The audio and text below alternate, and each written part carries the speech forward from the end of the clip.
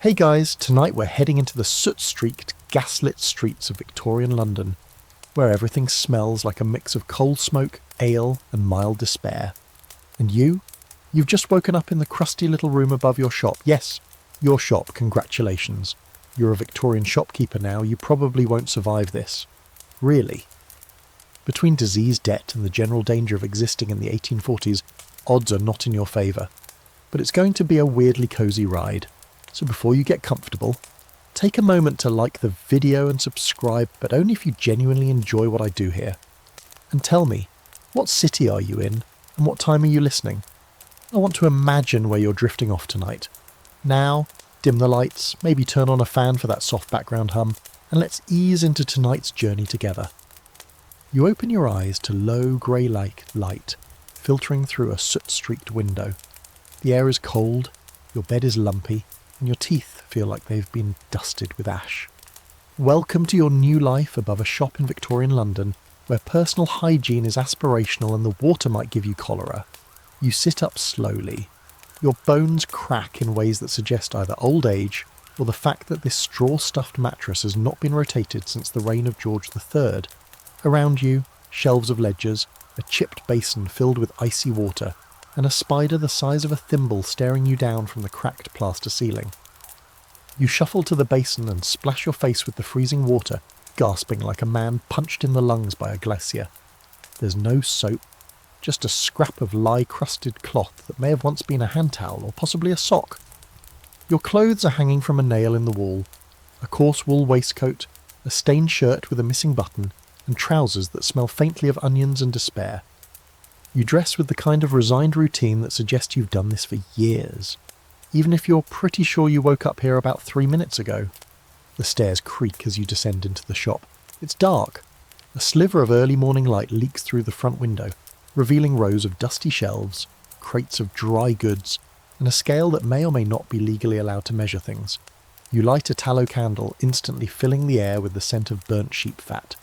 Delicious. As you lift the wooden shutter and open the shop's front door, a gust of cold, smoky air rushes in. Outside, the cobblestone street is coming to life, chimney sweeps shoving past fishmongers, costermongers shouting about bruised apples, and someone loudly coughing into a cloth that's probably hiding blood. 2 grimy children chase a terrified-looking chicken across the street, and a man in a battered top hat is urinating directly onto a gas lamp post. It's a beautiful morning.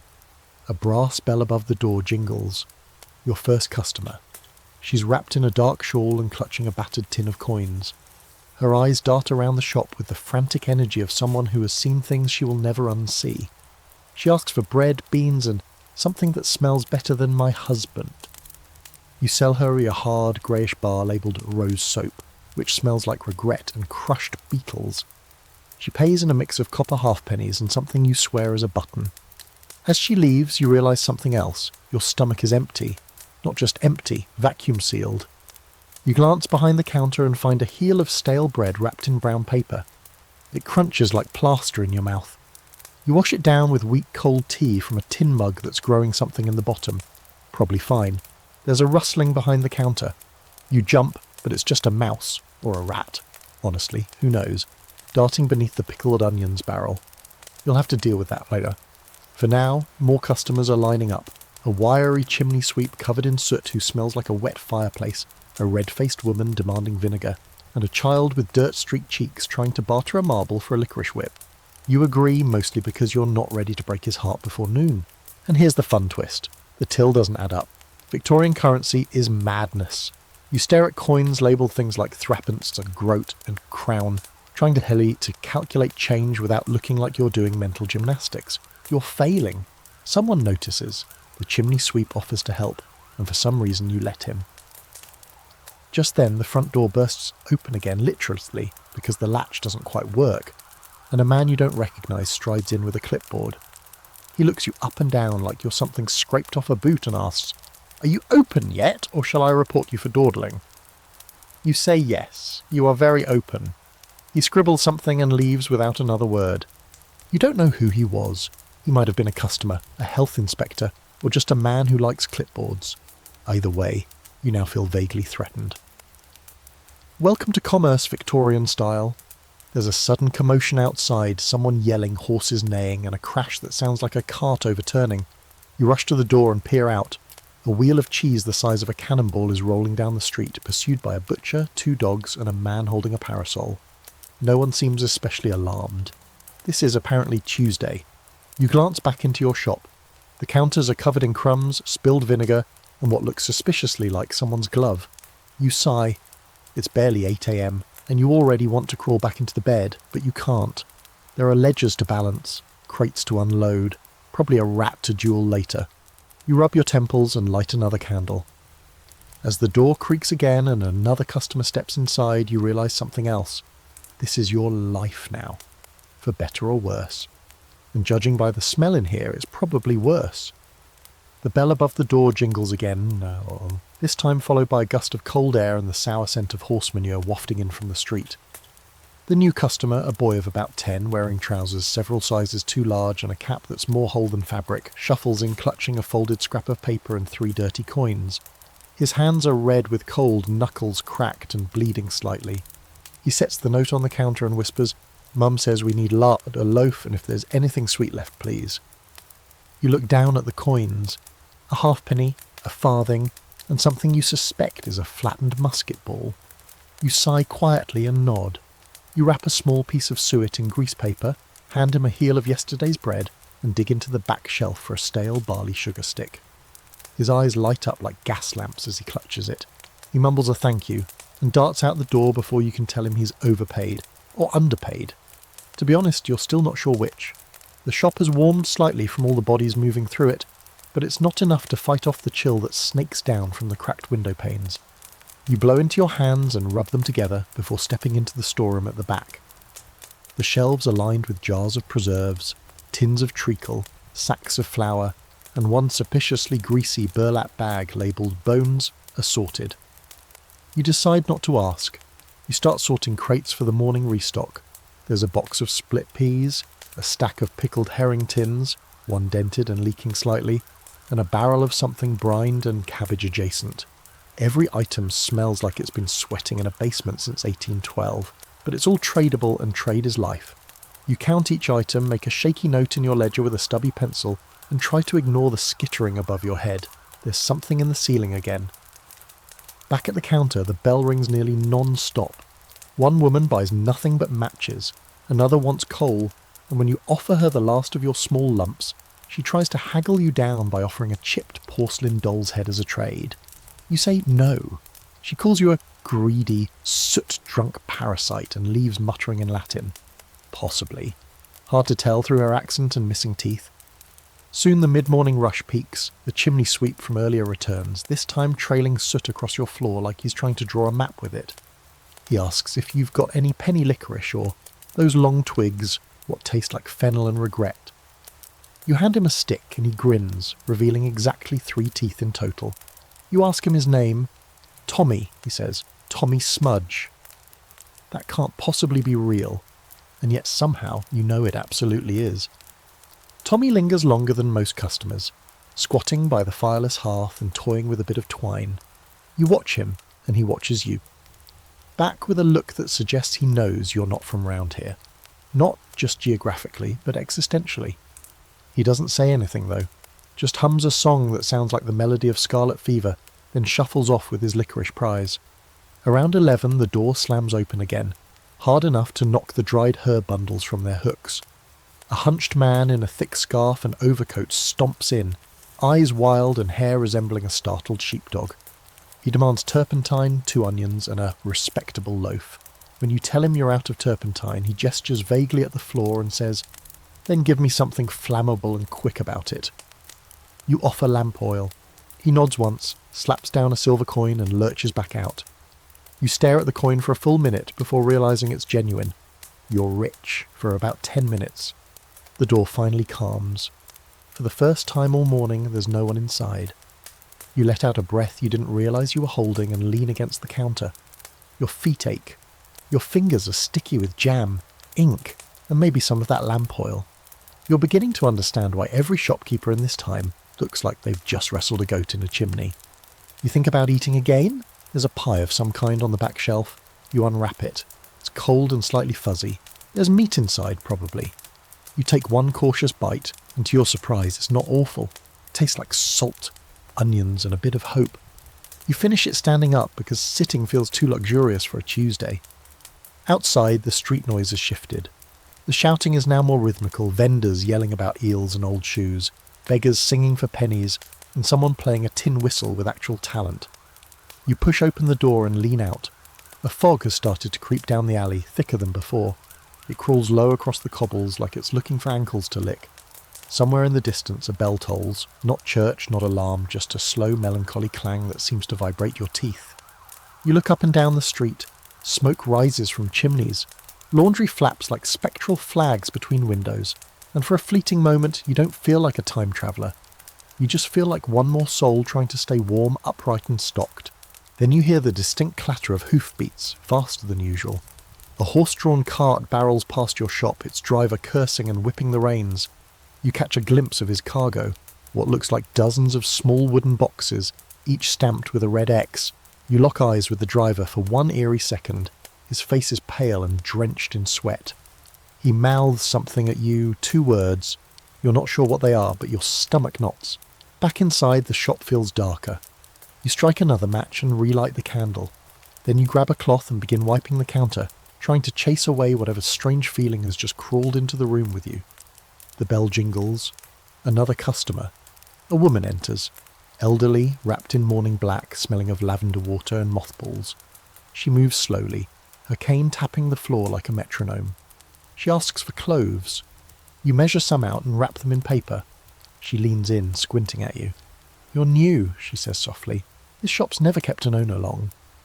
You blink, ask her what she means, but she just smiles, leaves the coins on the counter, and drifts back out into the fog. You stand there for a long moment, holding the parcel of cloves, watching the door sway gently on its hinges. The rest of the fog-choked morning unfolds in fits and starts, a parade of strange faces and odder requests. You sell vinegar by the ladle, buttons by the dozen, and a suspiciously unripe apple to a man with a glass eye that keeps rolling slightly out of alignment. But by early afternoon, the crush of customers eases. The bell above the door gives its last jingle for a while, and the shop falls into a rare moment of stillness. It's just you now, the candle guttering beside the ledger, and the ever-present low murmur of a city breathing outside your window. You take the opportunity to explore the rest of your tiny domain. The counter is chipped from years of elbows and coin stacks. Behind it there's a cupboard filled with jars of dried herbs and powders, many of which are labelled in handwriting that could be English or some lost language of sneezing. One simply reads, "Snuff. Good." Another just says, "Not for rats." The ambiguity is not reassuring. Then there's the rear shelf where your sweets are stored. A battered tin of barley sugars, a few rock-hard sticks of peppermint, and a jar of what might once have been licorice, now fused into a single glossy clump. You attempt to pry it apart with a knife, and narrowly avoid a visit to the 1840s version of the ER, which probably involves leeches and salt water. You leave the clump as it is. Someone will eventually buy it. Desperation is strong in this century. The bell tinkles once more, softly, like it's thinking about it rather than fully committing. You glance up and find 3 figures entering together. They move with the kind of quiet coordination that says, "We've done this before." First there's a portly man in an ill-fitting bowler hat, followed by a thin, anxious-looking fellow whose moustache twitches with every step up. Behind them, a young woman with cheeks as red as berries and a baby strapped to her chest like a cannonball. They're your regulars, though you don't yet know their names. You recognise them by their rhythm. Every shop has its regulars, and even here, in this smog-smeared outpost of commerce and coal, the same souls drift in and out like ghosts in corsets. The man in the bowler asks for a tin of coffee, grumbling about its price before producing a pocketful of mixed currency, including what looks like a French coin and a button from a military uniform. You accept it. The exchange rate here is mostly just about not getting punched. The thin man buys nothing, only peering closely at your scales and muttering under his breath. "They're off by a dram," he whispers to himself. "They always are." He eyes you like he's considering saying more, then thinks better of it and slinks out with his hands jammed in his coat. You make a mental note to watch that one. The young mother doesn't speak at all, but she slides a coin across the counter and nods toward the jar of barley sugar. You pick out the softest one, not that any of them are soft, and place it gently in the folds of her baby's blanket. She smiles, just barely, then disappears into the growing gloom. Once they're gone, you stare at your inventory. It's shrinking. You'll need to restock by morning. That means visiting the markets, which you're not looking forward to. The last time you went, you nearly stepped on a sleeping butcher, and someone tried to sell you reconditioned eggs. Still, it's how things work here. Goods move fast, quality is optional, and competition is fierce. If you don't keep your shelves full, your customers will drift to another shop, and then you'll be the one muttering outside someone else's window. The bell rings again. This time it's louder, and accompanied by the unmistakable sound of a child whining.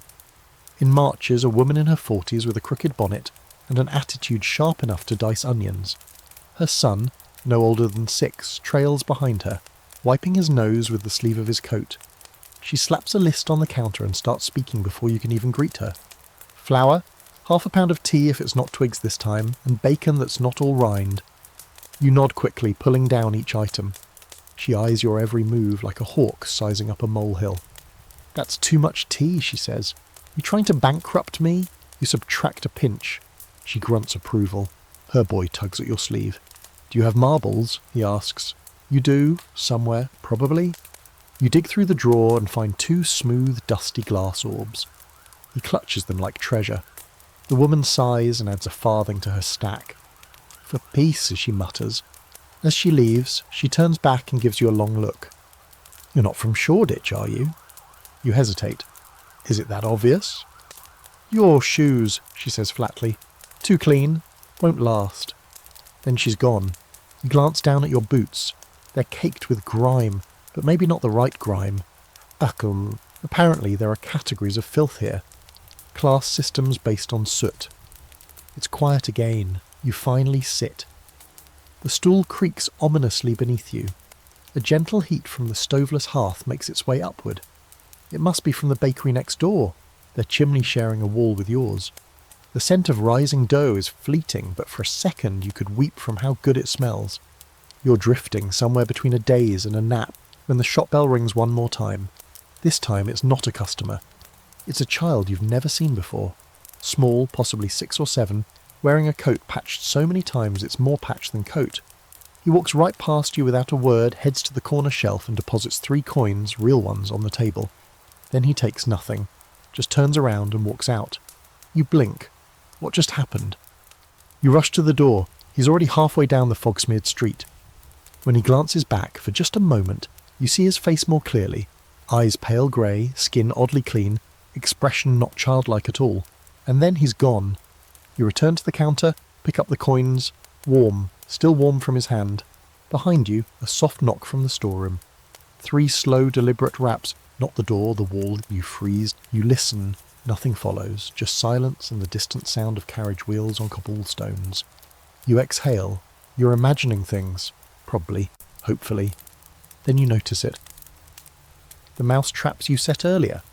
All of them are sprung, every last one, and none of them are empty. Each contains a marble. The mouse traps sit there, their little metal jaws clenched not around vermin, but marbles, shiny, perfect glass spheres, each a different colour, none of which were in your possession this morning. You crouch slowly, heart tapping out a warning rhythm, and pick one up. It's cold, too cold. Even the stone floor beneath your feet isn't this chilled. You roll it between your fingers and hold it up to the flickering candlelight. Inside, a swirl of white glass forms the shape of... No, that can't be right. It looks like a spiral staircase. You blink. The marble looks normal again. Just a child's toy.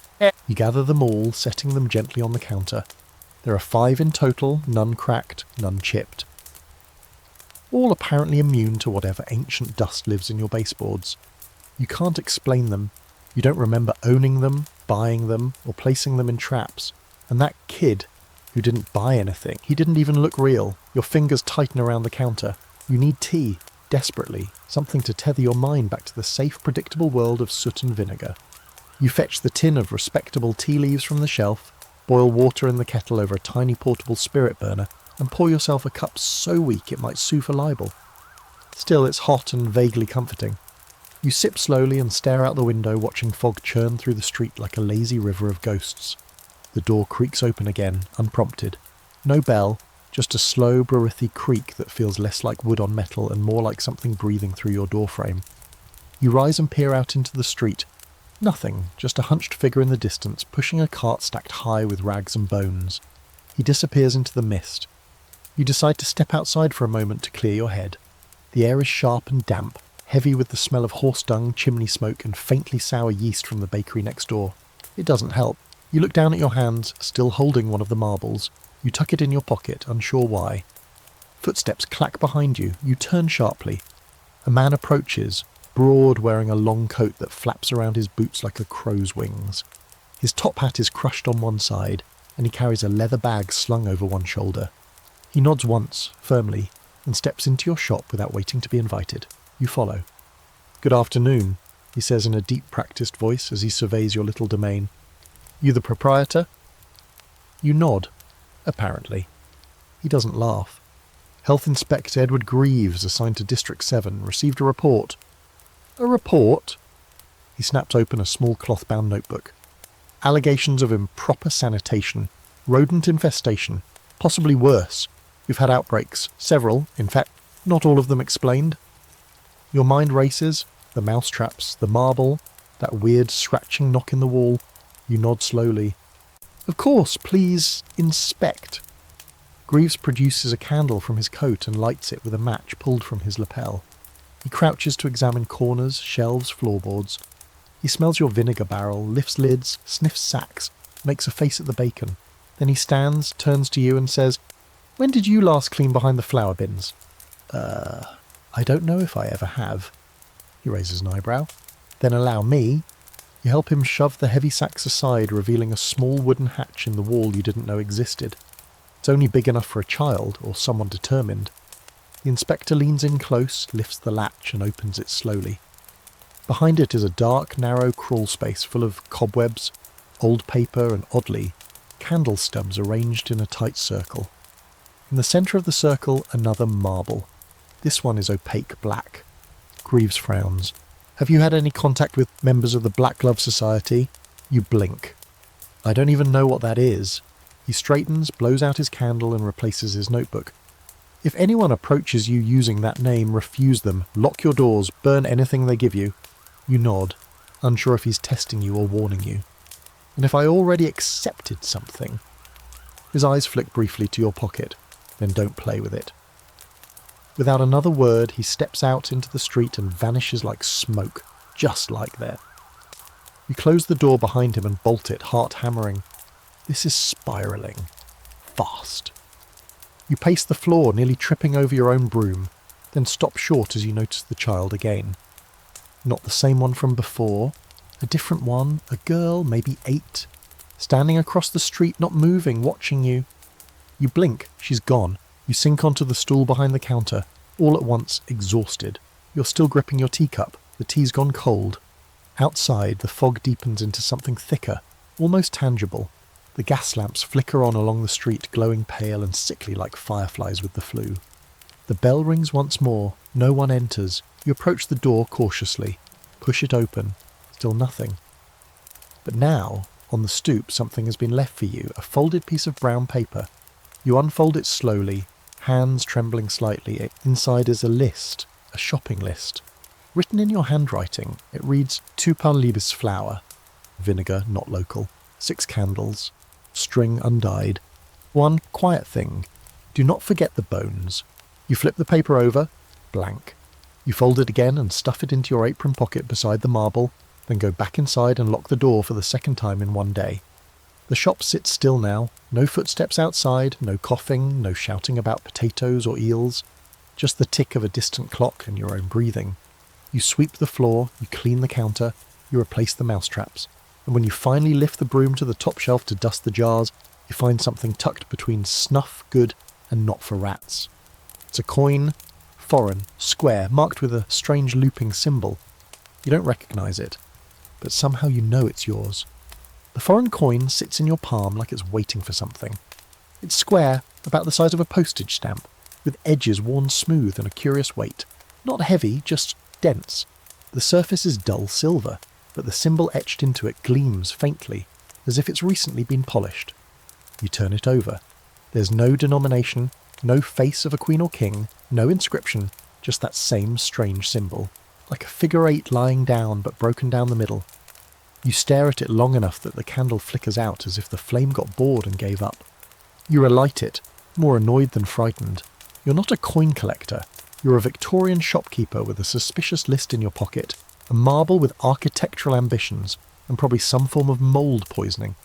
What you need right now is to restock your shelves before the evening crowd arrives, and maybe find something edible that hasn't been nibbled on by rodents or ghosts. So you throw on your thick coat and lock the front of the shop behind you. The street has changed. It's still recognisably yours, but the fog has turned the familiar into something warped and theatrical. Buildings seem taller, alleys stretch longer, everything echoes.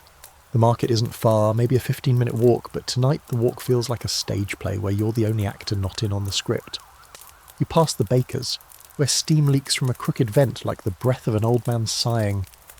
Next the cobbler's, a narrow shop that always smells faintly of feet and glue. The windows are dark. Then you reach the end of Bell Yard and turn down Fleet Lane, where the main stalls are just setting up for the twilight trade. This is where Victorian commerce gets gritty. The market doesn't so much open as erupt. Carts screech into place, horses snort clouds into the air, and vendors shout like they're paid by the decibel. The smell is an impossible blend.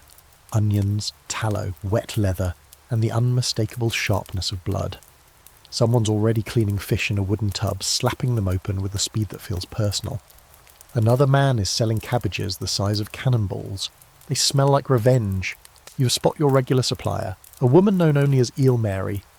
Her stall has buckets of eels, all slithering like restless pipe cleaners. She grins as you approach, her front teeth missing entirely. "Back again, are you? Thought your shop might have been cursed. Door was open last I passed." You ignore that. Flour, vinegar, string and candles. 6 of them. White if you've got it. Mary nods and rummages beneath the counter. "Heard anything odd from the bakery wall?" she asks casually. Old walls like that hold breath. Whisper sometimes. You give her a look. Whisper? She shrugs. Or scream. Depends what you keep behind them. She produces a wrapped sack of flour, a dark glass bottle of vinegar, a hunk of rough twine and a candle bundle tied with frayed ribbon. You start to count out coins but pause. For some reason, you pull the square coin from your pocket and hold it up. Mary's eyes fixed on it instantly. She steps back just one pace. "Where'd you get that?" "Found it. In the shop." She glances left, then right, then leans in. "Don't spend that. Don't even drop it. You hear? That's trade money." "Isn't all money trade money?" "Not like that." Her voice lowers. "It's from the quiet market." You frown. "The what?" But she's already bundling your goods, shaking her head like she's brushing off gnats. "Best forget it. Return that coin if you can. If not, bury it." You pay in normal currency and she waves you off. As you turn to go, she calls out, "If anyone asks what you sell, say nothing. Even the walls have ears in that place." You hurry back through the market, clutching your bundle, brain buzzing. You want to dismiss it. Just market gossip, weird superstitions. But everything today feels tilted, like you're walking on a floor that's slightly sloped and no one else is reacting. Back at your shop, you open the door and instantly feel warmer. Not in temperature, exactly. Just in atmosphere. Like you've re-entered something familiar. Something yours. You drop the sack of flour onto the counter, set the vinegar on a shelf and coil the string beside the candle tin. The last item on the list stares at you from memory. Do not forget the bones. You didn't buy bones. But when you go to put away the flour, there, resting atop your spice jars, is a small paper-wrapped parcel you definitely didn't leave there. You unwrap it. Inside, bones. Not large, not human, but small, clean and white as porcelain. Probably bird bones, though you'd rather not dwell on the probably. You hold one up to the candlelight. It's delicate, like it once fluttered. Not chewed, placed. There's no note. You consider throwing them out, but something stops you. Instead, you slide the bones into the drawer beneath the licorice jar, just until you know what they're for. You don't like having mystery bones in your shop, but you don't feel entirely in charge anymore. The bell rings. A new customer. Young man. Tall, clean, wearing a coat with a collar too high for fashion and boots too polished for the street. He glides more than walks. He doesn't speak. Just surveys the shop, takes a single peppermint stick and places a folded slip of paper on the counter. You start to say something, but he raises a finger, gentle, almost apologetic, and walks out. You open the note. It reads, "The market opens when the 7th candle burns. Be ready. The coin is your key." You reread it 3 times, then, out of instinct or madness or exhaustion, you take one of the candles from Mary's bundle and light it. It burns blue, not yellow, not orange, blue. You set it down, trembling a little. At least now you know one thing for certain. Your shop is no longer just a shop, and you are no longer just a shopkeeper. The candle burns steadily, its blue flame casting eerie shadows across the shop walls that shimmer and shift like they're alive. You've seen candlelight your whole life, sure, but not like this. This glow doesn't just illuminate, it reveals. The edges of the room seem to stretch subtly, the corners deepen into black that your eyes can't quite penetrate, and objects close to the flame seem just sharper, like they've stepped slightly out of time with the rest of the shop. You stand still, breathing shallowly, as the silence of the room wraps around you like a thick wool blanket. The drawer with the bones inside gives off a faint ticking sound. You step back. No thank you. And yet curiosity wins. It always does, doesn't it?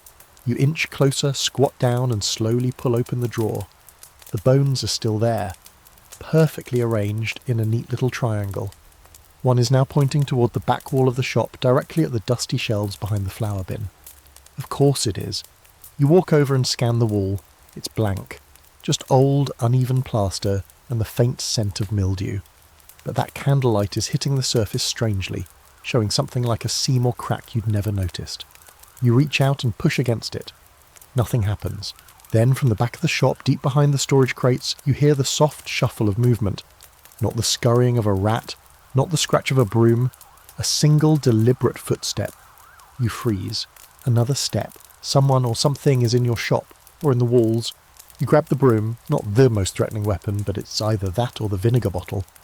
You creep slowly toward the sound, 1 foot at a time, trying not to make the floorboards creak, but they betray you anyway, with a mournful groan that echoes through the shop like a warning. The sound stops. You hold your breath. Then nothing. You wait another 30 seconds, every muscle in your body wired tight, before stepping forward and pushing the crates aside. There's no one there, just the wall, and another seam, this one more obvious, running in a half arch, almost like a doorway bricked over 100 years ago and painted to match. The broom isn't going to cut it. You need tools. You rifle through the back cabinet and come up with a rusty pry bar and a bent spoon.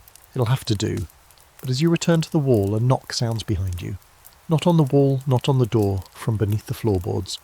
3 taps, then silence. You bolt from the back of the shop all the way to the front door, wrench it open, and step into the freezing fog, your breath coming out in panicked bursts. You look left, right. Then you notice something new, just across the street between the butcher's and the cooper's, where yesterday there was only an alley stacked with crates. There's now a narrow wooden door. Black. Splintered. With no window, no sign, and no handle, just a small brass keyhole in the shape of that strange figure-8 symbol. Your hand goes instinctively to your pocket. The coin. You pull it out. It fits perfectly in the keyhole, not as a key exactly, but like it belongs there.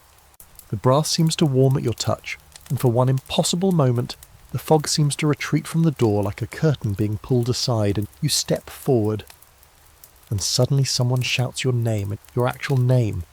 Not the name you inherited with this shop, not the alias you've been using since waking up here, but your real, modern name.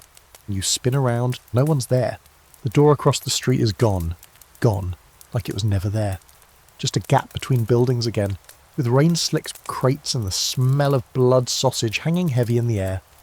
You back away slowly, return to the shop and shut the door behind you with more force than necessary.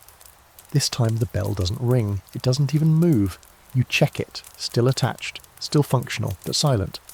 That night you try to sleep upstairs, but the bed feels like it's filled with whispering. You end up dragging a blanket down to the shop floor and curling up behind the counter. Safer somehow. You drift off, you dream. You're in your shop, but it's huge, cathedral-like, with ceilings that vanish into shadow and shelves that stretch miles high. A ladder slides past you on its own. A customer approaches, face wrapped in bandages, voice like paper tearing. They ask you for a jar of yesterday. You hand it over without thinking. It's filled with fog and a child's laugh. They leave without paying. You wake in the dark. The candle is out, but something else glows faintly on the counter. A soft amber pulse. You sit up, heart hammering, and see the back room door cracked open. Just a sliver. You grab your candle, relight it, and step carefully toward it. The crack reveals nothing but black. You push the door wider. Beyond it, stairs. Not the ones you know. These are wooden, narrow, descending sharply into some unseen cellar you don't recall ever having. You don't go down. Not tonight. You close the door and wedge a heavy barrel against it. Whatever's down there can stay down there until you have a proper breakfast and some answers. The next morning dawns grey and bitter. Rain taps against the window in uneven rhythms. You unlock the shop, light your usual candles, yellow thank you very much, and restock the shelves with your market haul. Flour, vinegar, twine, normal things, stable things, things that obey physics. You find yourself watching every customer closely now, looking for clues, for cracks. A man buys nails, leaves without touching the ground. A girl with 3 missing fingers pays with an egg that rattles. A priest buys a single button, smiles and mutters, "It begins again." You smile back, but your hand's already drifting towards your pocket, where the coin still rests. Warm, waiting, the coin stays in your pocket for the rest of the day, pressing against your leg like a polite but insistent reminder that nothing is normal anymore. Even the sunlight seems unsure about itself, slipping weakly through the window like it's embarrassed to be here. Outside, a light drizzle turns the street into a smear of grey and grease, and the usual chaos of carts and shouting vendors has quieted to something more sullen. You wipe down the counter, count and recount the till, and for a while you almost convince yourself things are back to routine. Then your apprentice arrives. You didn't know you had one, but there he is, standing in the doorway with a sour expression, a mop of reddish hair, and a lopsided cap that could legally be classified as a fungus. He's soaked through, his coat 2 sizes too big and fraying at the seams. He looks like someone gave a chimney sweeper promotion and he's still not sure it was deserved. "You're late," you say, testing the waters. He snorts. "You didn't even open yesterday till 9:30. I was early compared to that." Fair. He stomps the rain off his boots and moves behind the counter like he's done it 1,000 times. You don't remember hiring him, don't even remember seeing him around the shop before, but he moves with the bored efficiency of someone long embedded in your world, stacking tins, wiping down jars, expertly avoiding the shelf that wobbles when touched. "What's your name?" you ask casually. He gives you a look. Same as always. Caleb. Right, Caleb. You don't like how easily that name settles into place in your head, like it's always been there. You try another test. "Still stealing sweets?" He pauses, smiles crookedly. "Only the ones what don't sell, you'd bin 'em otherwise." You almost smile. Almost. He's fast, clever, and just suspicious enough to be useful. A Victorian street rat with a streak of something deeper. You make a mental note. Watch Caleb, but don't underestimate him. A lull hits the shop around mid-morning, the rain softening to a mist and customers dwindling to the stubborn or desperate. Caleb busies himself cracking open a crate of oats while you retreat to the back for inventory. The odd scratch on the wall behind the flower still makes you uneasy. But today the strange seam seems fainter, like it's receded slightly. You try the crate of candles from Eel Mary and count 7. All white, all ordinary. No blue flames this time, thank heavens. And then you notice something off. The licorice jar is empty and you know you hadn't touched it since yesterday. And yet now, not only is it empty, it's spotlessly clean inside. No clumps, no dust, nothing. You turn to Caleb. "Did you sell any licorice?" "Nope, no one asked." You lift the jar and hold it to the light. It's been wiped, not just dipped into or shaken. Someone cleaned it, intentionally. You check the other jars, peppermint's still there, barley sugar intact, even the jar of questionable lemon drops is full, just the licorice, gone. "You sure no one came back here?" He shrugs. "Shop's been slow, only customer I remember was that widow." You frown. "What widow?" You know, the one in black with the weird perfume. Smells like churches. "Of course, the woman from a few days ago. the one who said the shop doesn't keep owners for long. You run your hand along the empty shelf. For no good reason, you sniff the jar.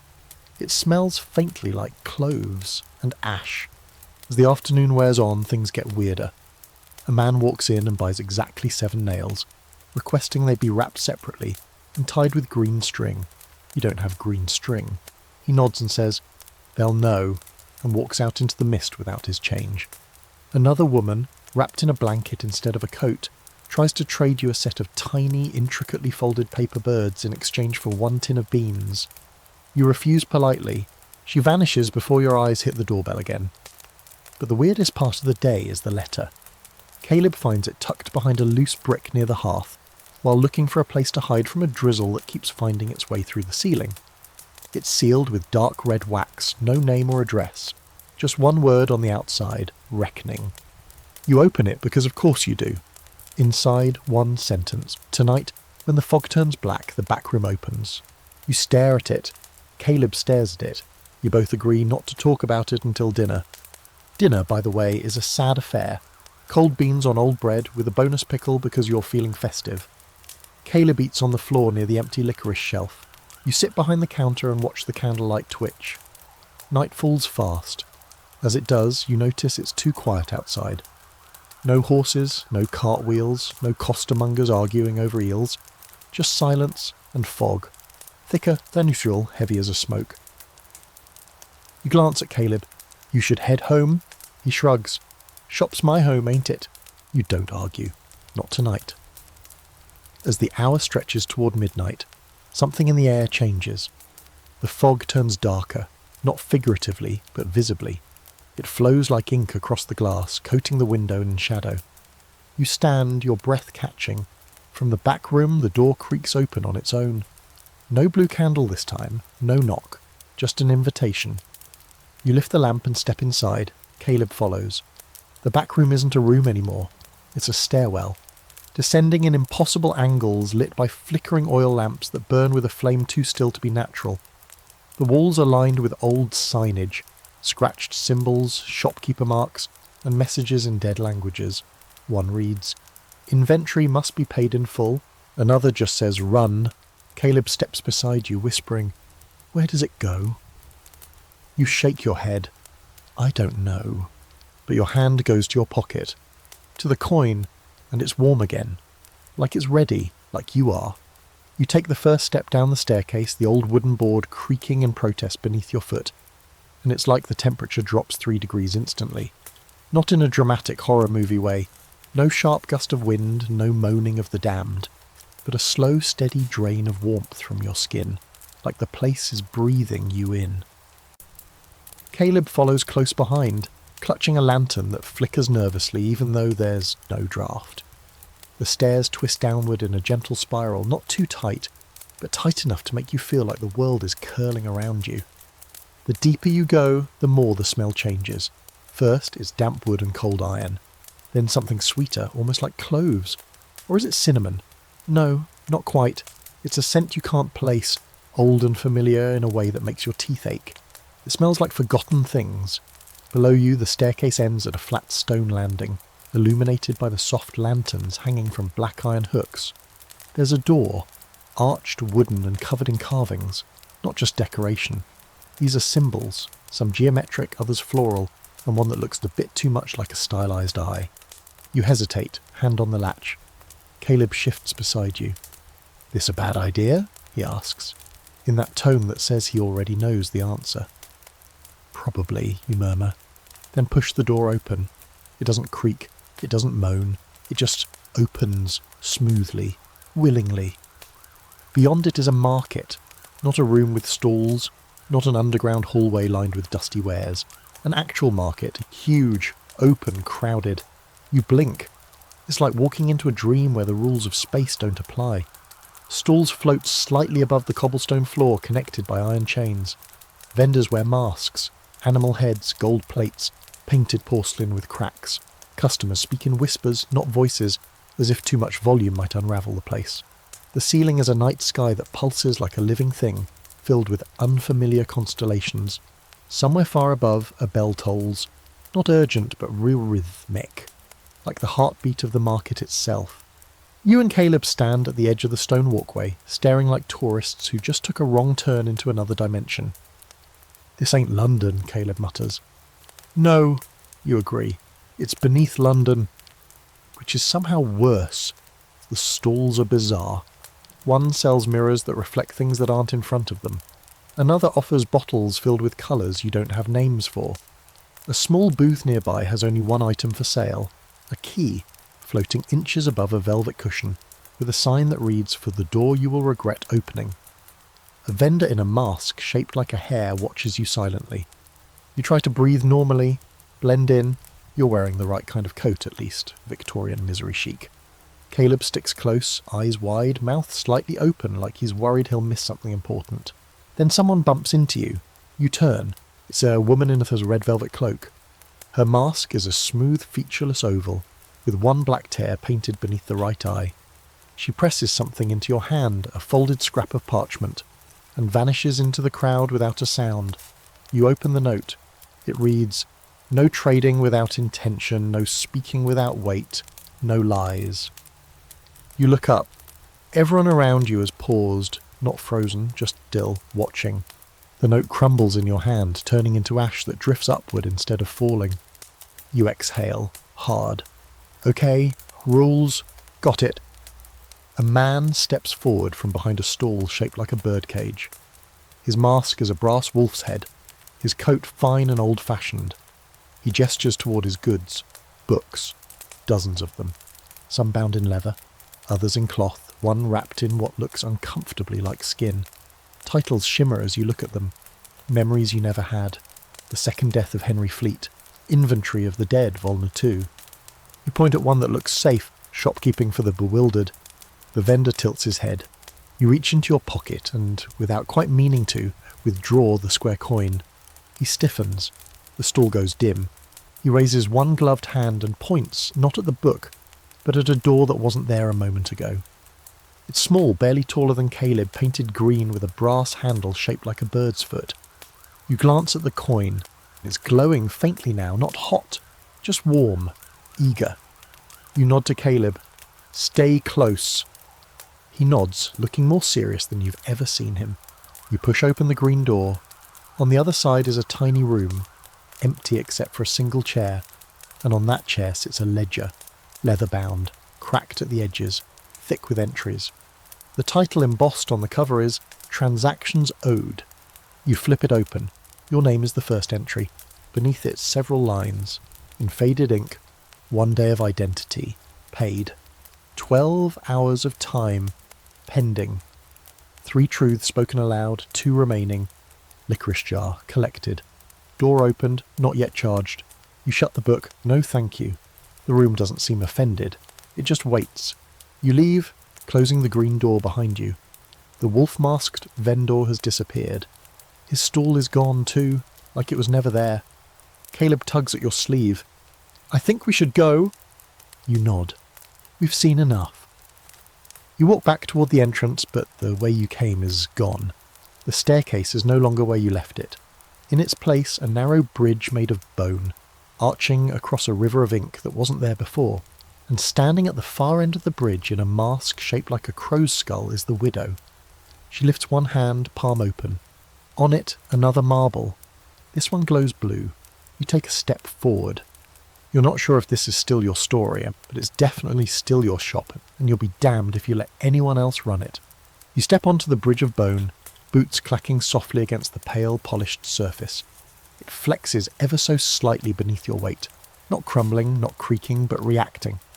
You keep your eyes fixed on the widow at the far end, her black cloak fluttering gently even though there's no wind, and that crow-skull mask tilted ever so slightly to the side, like she's deciding whether to welcome you or devour you. Caleb hesitates at the base of the bridge, looking down at the dark river below. "I don't think that's water," he mutters. You glance down too. He's right. It's not liquid. It's thick and slow, like ink or oil, with faint shapes drifting just beneath the surface. Faces, maybe, hands, objects too warped to name. Occasionally, one reaches up toward the bridge and just as quickly dissolves like smoke. You try not to look anymore. The widow doesn't move as you approach. She just stands, the blue marble still in her open palm, glowing softly with that same strange light you saw from your candle. She closes her fingers around it as you stop a few feet away. "You've opened the door," she says. Her voice is soft but firm, like the rustle of silk over stone. That means the shop is awake again. You nod slowly, unsure what to say. "You'll need a ledger," she continues, reaching into her cloak. She produces a thin leather-bound book with a brass clasp. She holds it out. "This one's clean, for now." You take it without a word, feeling its weight. Heavier than it should be. It smells faintly of chalk, smoke, and something sharp like burnt sugar. "There are prices," she says. "You already know that. But the market doesn't just deal in coin, it trades in equivalents." You look down at the ledger. "And what exactly do I owe?" She tilts her head the other way. "That depends on what you want. I didn't ask for this." She chuckles, and the sound is bone dry and amused. It doesn't matter. You lit the candle, you took the coin, you walked through the door. Intention isn't always a requirement. You want to argue. You want to demand an explanation. But something about her presence, the way the black of her cloak seems to bleed into the air around her, the way her mask doesn't quite reflect the lantern light, makes you think better of it. "You've inherited more than a building," she continues. "That shop's old. Older than the street it stands on. Older than the city. It's always been there, in one form or another." "That's not possible," you mutter. She steps aside, gesturing toward the path beyond the bridge, where new stalls are forming from mist and shadow. "Nothing here is." You glance back. Caleb has finally made it onto the bridge and now stands just behind you, watching the exchange with wide, cautious eyes. You both step past the widow and continue into this shifting bazaar of impossible architecture and half-glimpsed figures. The market pulses with energy now. It's different from before, livelier, more aware of you. Stalls adjust their shapes as you pass, displays turning your way, signs rearranging letters to be readable from your angle. One reads "time spent loose or bound," another simply offers "safe teeth." You pass a cart selling whispers in bottles, each sealed with wax and labelled like vintage wines. Fear, 3 years aged. Guilt, distilled 1842. Joy, untapped. A vendor nods to you with a mask made of woven feathers and offers you a sample. You shake your head and keep moving. Then you see it. A small stall tucked between 2 looming towers of crates, stacked so high they vanish into the market's ceiling sky. This one looks almost normal. A plain wooden counter. A ledger. A scale. A young woman stands behind it, wearing no mask, only a shawl and a bored expression. She waves lazily as you approach. "New keeper, right?" she says. "You've got that look." "New keeper. Shopkeeper, but fresh. You've got the posture. Bit too upright, like you haven't been broken in yet." She jerks her head toward a stool. "Sit. You'll want to hear this." You sit. Caleb stays standing, arms crossed. "I'm Merrin," she continues. "My family has kept a stall here for generations. We supply essentials to transitional vendors like you." "Transitional vendors," you repeat. She shrugs. "The ones caught between one market and another. You've got a foot in the waking world and one down here. It'll sort itself out eventually, or it won't. No one really knows." Comforting. She slides a wrapped bundle across the counter. "This is for you. Starter pack. Comes with a calibration charm, trade tags, and 2 protective sigils, though one's slightly cursed, but only if you lick it." You blink. "Why would anyone lick it?" She deadpans. "You'd be surprised." You unwrap the bundle. Inside is a small brass token with a hole in the centre, a waxy string with 4 notches, and a folded parchment labelled "in case of temporal reversal." You decide not to open that one just yet. Merrin leans closer. "Just remember, don't accept trades that feel too good. Don't promise anything with your full name, and never, ever say yes to someone who offers you a second shop." Caleb raises an eyebrow. "Why not?" Merrin just says, "'Cause then you'll never leave." You thank her, leave a copper coin and start back toward the bridge. But it's not there anymore. Instead, you find yourself in front of another stall, this one piled high with bones, clean, arranged in neat, spiralling patterns. A man stands behind it wearing a butcher's apron and a burlap sack over his head, 2 eye holes crudely cut out. He points at your pocket. You reach in and pull out the bundle of bird bones from your shop drawer. He nods once and takes them from your hand, placing them reverently into a circular slot carved into his counter. Then he hands you something, a long flat key made of what appears to be blackened ivory. No words. You hold it carefully. It's cold and humming with something, not energy, not magic, but memory. You tuck it away before your hands start shaking. The market's lights dim slightly. You feel the shift again, the weight of the waking world. A bell rings overhead. Not the market's heartbeat chime this time, but something more familiar. Your shop bell calling you back. You turn. There's the staircase again, rising steeply, where before there was only mist. You and Caleb rush toward it, the market rippling around you like water disturbed. Behind you, the masked vendors bow their heads. Some vanish, some don't. You take the stairs 2 at a time, the key still tight in your grip. At the top, you push through the back door of the shop. It's morning, not the same morning, but a morning. The sun is rising pale over the city, and the bell above the front door rings again. A customer enters, like nothing ever happened. Except you now have a bone key, a market ledger, and a shop with walls that sometimes breathe. You straighten your apron. The day's just begun. You return to your place behind the counter, like a sleepwalker easing back into a familiar dream. The morning light outside is wan and watery, as if the sun isn't fully convinced about showing up today. That's fine. You're not entirely convinced you're awake either. Your fingers still tingle from the bone key in your pocket, and the weight of the ledger is a constant pressure against your hip, like it's reminding you who's boss now. But the shop looks normal. The bread bin is full, the vinegar barrel hasn't leaked, and the licorice jar, once suspiciously emptied, now holds exactly 5 shiny black twists, all lined up like soldiers on parade. The first customer of the day is a middle-aged man in a tweed coat with elbow patches that appear to be self-aware. He asks for barley, sugar and beeswax, and pays in a neat stack of proper shillings, with not a haunted object or whisper in the bunch. He even compliments the floorboards, which are still warped from the midnight market mist. "Nice polish," he says, tapping his boot. "Smells like cloves and charcoal." You manage a polite laugh. After he leaves, you scrub that spot twice, just in case. Caleb arrives shortly after, looking far too chipper for someone who just spent the night discovering alternate dimensions and browsing cursed inventory. He tosses his satchel behind the counter and begins organising tins with the energy of a small whirlwind. "Weird dream last night," he says casually, wiping down the scales. "Market full of masked freaks. You were there. I was there. Lot of bones." You glance up. "You think it was a dream?" He shrugs. "Feels safe to call it that. My brain gets itchy if I say it was real." Fair. You can't argue with itchy brains. The day unfolds in a lopsided rhythm. You get a flurry of customers mid-morning. A tired nurse buying threadbare soap, a boy who tries to pay for a tin of treacle with a frog, and an elderly man who claims he saw the shop vanish in 1816 and it still owes him a jar of plum jam. You offer him raspberry instead. He accepts, muttering about how the timelines are all out of alignment anyway. By noon the fog returns. Not the same heavy black fog from the market, but a gentle grey film that settles over the windows like condensation made of memory. You find yourself watching it as if expecting something to form in the haze. A face, a figure, a door. But it just lingers quietly, dampening sound and muting light. At some point you realise you haven't eaten. Again. You pull a crust of bread and a lump of cheese from the side cabinet and eat standing up, chewing like a fugitive. Caleb picks at a jar of pickled onions and tries not to gag. Then the inspector returns. You know it's him before he even opens the door. You feel the air stiffen, hear the sound of his boots on the cobblestones, deliberate even, echoing a little too perfectly.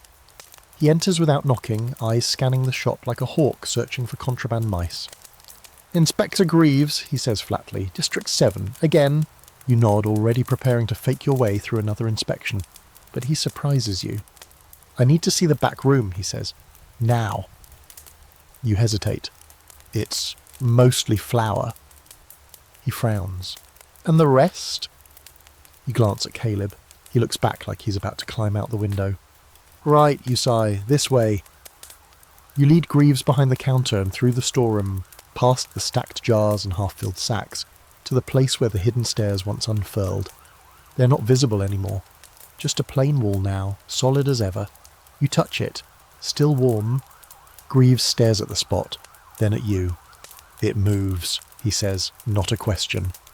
You nod. He reaches into his coat and pulls out a small brass compass, though it doesn't point north. It spins in slow, deliberate circles, ticking each time it changes direction. The shop was dormant for a while, he mutters, half to himself.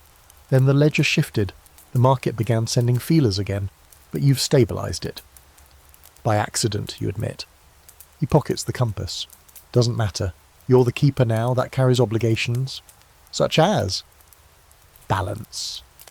He peers around the storeroom, eyes landing briefly on the bone key protruding slightly from a shelf. You deal in both worlds now. Everything that enters must exit. Everything paid must be owed. Helpful, you mutter. Very fortune cookie. He narrows his eyes. Has anyone offered you their name yet? You blink. Pardon? Their true name, their whole name. You shake your head. No. Good. Don't accept one and don't give yours. Even to you? Greaves smiles thinly. Especially to me. He turns to leave, then pauses. Has anyone mentioned the glove? You stiffen. The Black Glove Society? He nods. Only in passing. Why? Greaves's mouth tightens. If they make contact, tell them nothing. Accept nothing. That group deals in contracts they don't expect you to read. And what do they want? He gives you a look that could corrode iron. They want shops like yours. Entry points. Anchor points. You keep things stable. They don't. With that ominous nugget of joy, he exits. You stare at the door long after it closes. Caleb finally breaks the silence. Right. So the glove is bad. The market is confusing. The inspector might be a time-travelling tax accountant. Anything else? You nod slowly. Yeah, I still don't know who left the bones. The rest of the day passes with a strange energy, like the shop is watching you work. The bell rings, the ledger balances, and every once in a while you catch a shadow moving out of the corner of your eye. But every time you turn, it's just Caleb or a coat or the wind. By closing time, the shop is dim, calm, almost peaceful. You snuff the candles, bolt the front door, and sit behind the counter with the ledger open, staring at the blank pages. Then, without really thinking, you dip your pen and write. Entry 1, trade, bone key accepted, ledger opened. The ink dries instantly, the page ripples. And just for a second, the shelves shift, ever so slightly, like they're breathing. The next morning begins not with the usual clatter of foot traffic or the creak of wagons trundling over wet cobblestones, but with a letter shoved under the shop door. You find it there as you descend the stairs, unmarked, sealed with the black wax in the shape of a glove. You stop breathing for a moment, then you crouch, pick it up, and hold it like it might bite. Caleb appears behind you mid-yawn, scratching his head. That for you or me? You both know it's for you. The letter smells faintly of old ink and coal tar. You consider burning it or stuffing it under a loose floorboard with the rest of your problems. Instead, you break the seal and unfold it slowly. The paper is thick, creamy, expensive, utterly out of place in this soot-stained world. The handwriting is perfect, unnaturally so. Every letter seems carved, not written. To the new keeper of number 47 Bell Yard, your appointment has not gone unnoticed. We are pleased the shop has chosen. Your ledger is of interest to us. We request a consultation. Midnight, Gnome 7 Havisham Lane. Bring the coin. BGS. Caleb leans over your shoulder and squints at the signature. BGS? That sounds like either a terrible disease or a cult. You fold the letter slowly. Both. The rest of the day is unnervingly normal. Customers come and go, bread is sold, sweets are bartered. A fishmonger accidentally knocks over a display of candles and apologises profusely in rhyming couplets for reasons no one questions. You try to act like your entire life isn't being slowly taken over by secret societies and semi-sentient furniture, but the letter burns in your pocket. Greaves said not to trust them, said to tell them nothing, to accept nothing. But if the Black Glove Society knows about your shop, then how long until they come through the back door uninvited? Around 3 in the afternoon you finally ask Caleb, have you ever heard of Havisham Lane? He nods without hesitation. Sure, that's the one that disappears. You stare. I'm sorry, what, Happens every year.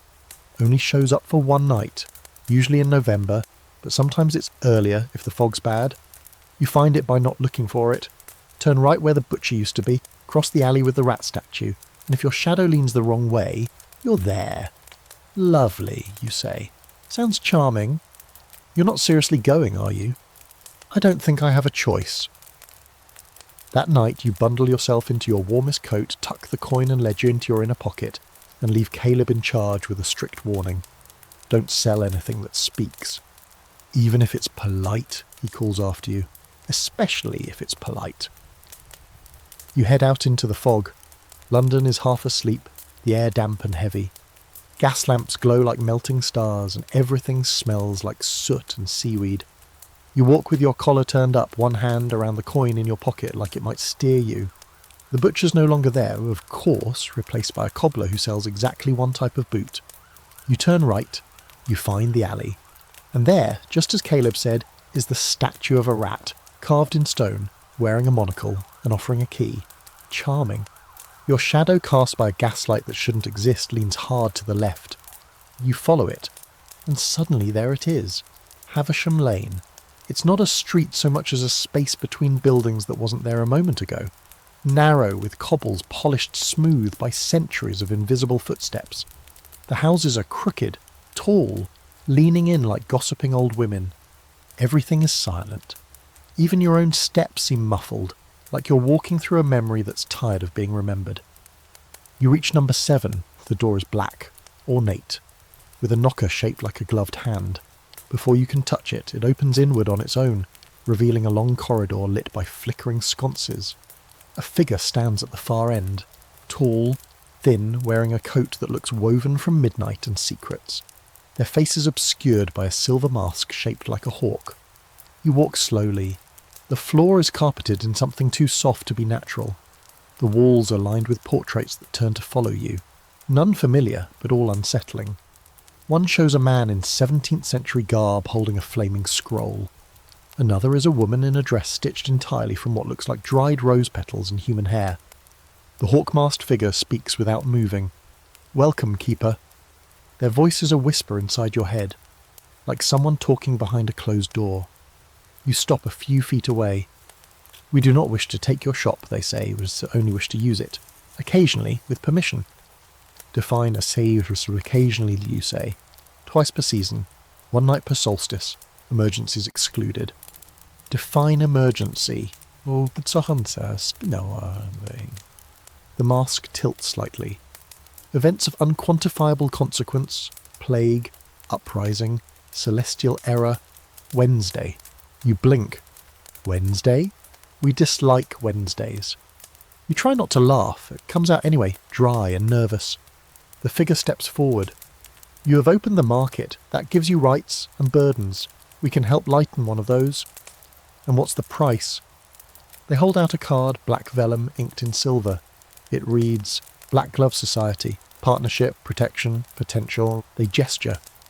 "If you accept, your inventory will never spoil. Your shop will never fall. Your name will not be erased. And if I don't, then we will wait, and others will come." You feel the coin in your pocket shift slightly. You glance at the ledger. It pulses once.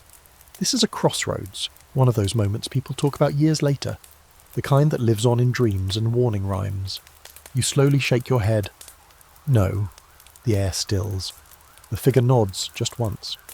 "Very well," they say. "Your denial is noted. Our door remains open, but not forever."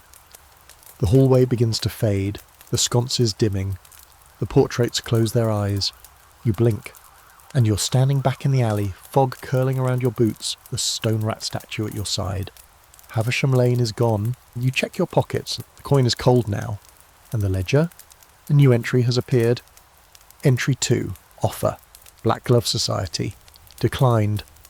Underneath, a single note has appeared in tiny shifting script. Others will ask. You don't sleep that night. Not really. You lie on the lumpy mattress upstairs with the ledger open on your chest, staring at the ceiling, while the words blur and slide beneath your eyes like fish under murky water. The phrase "others will ask" repeats in your head like a tick, a song lyric you never agreed to memorize. The shop creaks around you, old beams shifting, pipes groaning like something large exhaling. At one point you swear you hear footsteps pacing the floor below. Slow, deliberate, familiar. You tell yourself it's Caleb. You don't believe it. By dawn your limbs are heavy, your mouth dry and your dreams filled with doors. You dress with a sense of inevitability, layering on your clothes like armour, each button a ward, each bootlace a tether. When you descend to the shop, Caleb is already there, perched on the counter, eating something vaguely biscuit-shaped and flipping through a copy of the Illustrated Police News with unnerving calm.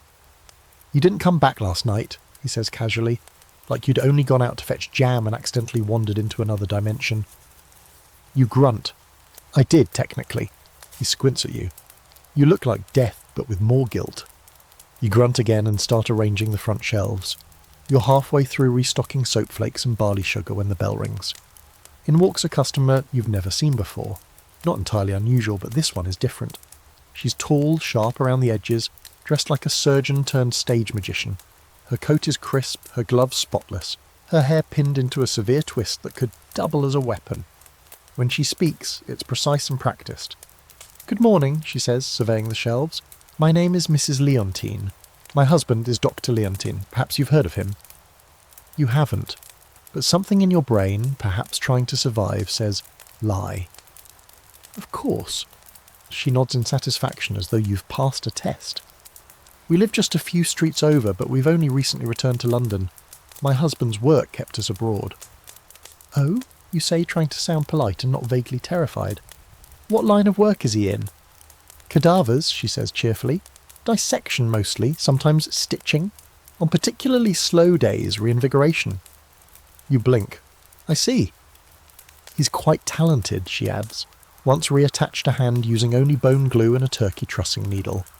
The patient didn't survive, but the hand waved quite convincingly during the funeral. You do not laugh.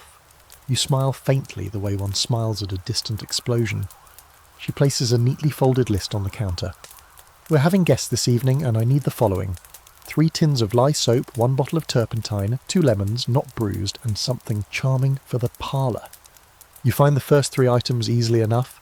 The lemons are a bit soft, but you rotate them so the good sides face up and pray she's not the sort who pokes fruit. Then you pause. "Something charming?" She leans in slightly. "Something that smells nice, but not floral, or citrus, or powdery. And it mustn't remind one of grandmothers, brothels, or boarding schools." "Right."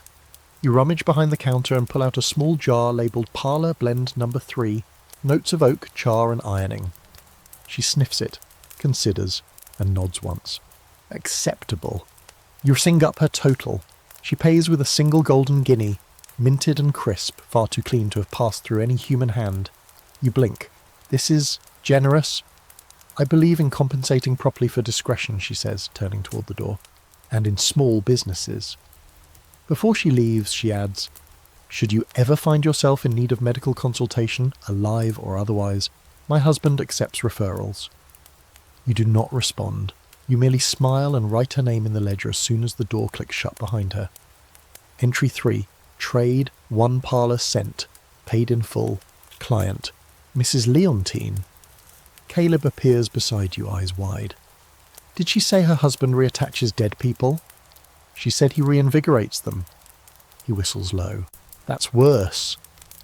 By midday, the shop is busier than usual. Word's gotten out about your new stock, though no one says what that stock is. A woman buys 6 candles and claims she'll only burn 5. A man trades a brass whistle for a tin of treacle and assures you it will only summon something small. A dog wanders in, stares at the licorice jar and leaves with an air of disappointed familiarity. Then the child arrives. You remember him, grey-eyed, quiet, older than his years, the one who didn't buy anything the first time. This time he approaches the counter and sets down a perfect black button. "I need a jar," he says. You blink. "A jar? For catching something? What kind of something?" He looks up at you. "Fast." You reach beneath the counter and produce a small mason jar, the kind used for pickles or questionable jams. You twist the lid to test the seal and hand it over. He stares at it. "Do you have one that's already been used?" You hesitate. Then, because this is your life now, You dig beneath the flour sacks in the back and retrieve a jar that once held a spoonful of black fog you haven't thought about since the third night. He nods. That'll do. He leaves the button. You watch him vanish down the street, jar clutched to his chest like a precious thing. You write another line in the ledger. Entry 4, trade. Use containment jar. Payment, black button. Intention, unknown. That night, as you're closing up, Caleb pauses by the back room door. Something's different, he says. You look up. How so? He frowns. The walls feel closer, like they're listening. You press your palm to the door. He's right. There's a warmth in the wood, a soft hum. The smell of cloves is stronger. You hear, just faintly, the flutter of feathers, or maybe breath. You lock the door anyway. The ledger waits on the counter. You stare at the last line. Intention, unknown. And you know, sooner or later, you're going to have to find out what's on the other side of that back wall. It begins with a letter, again. This time it's not slipped under the door or left in your pigeonhole. It arrives in the hands of a man who looks like he has not slept in a year. He enters the shop with the deliberate hollow-eyed gait of someone who's either seen too much or simply given up. He wears a coat patched so many times it could be mistaken for a quilt, and a bowler hat that seems to be wilting with regret.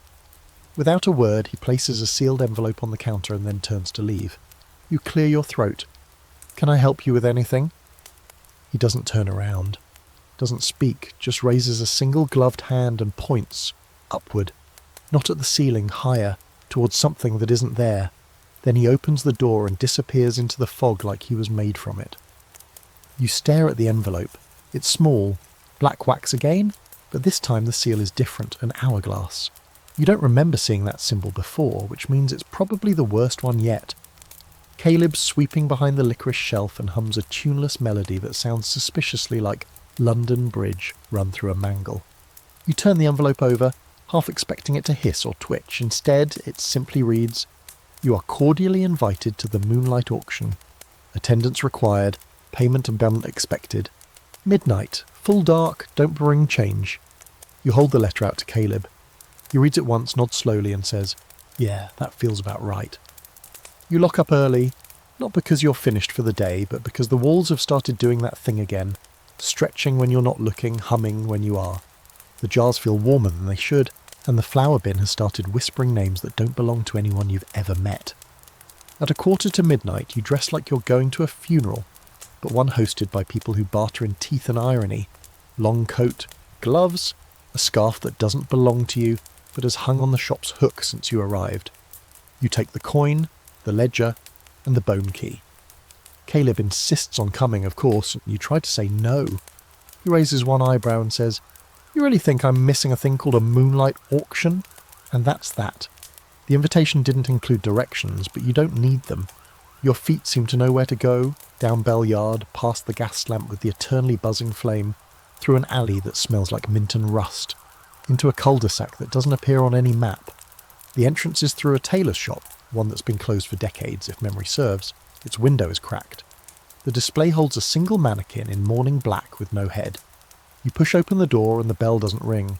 Instead, it chimes, 3 distinct notes in perfect harmony. Inside darkness. Then movement. A tall man steps forward, dressed like an undertaker but wearing a beak-like mask made of silver wire. "Name?" he rasps. You hesitate. You've been warned. So you simply say, "Keeper." He bows and steps aside. The tailor's back room dissolves behind you into a stairwell that descends far too long and far too steep for the building's modest dimensions. The stone steps are worn in the middle. The handrail is made of twisted black rope. Caleb whistles low, beginning to think the basement back at the shop isn't the only one connected to this place. You nod, trying not to let the dizziness in your ears distract you. The air here is thick and full of something metallic, like old coins and older blood.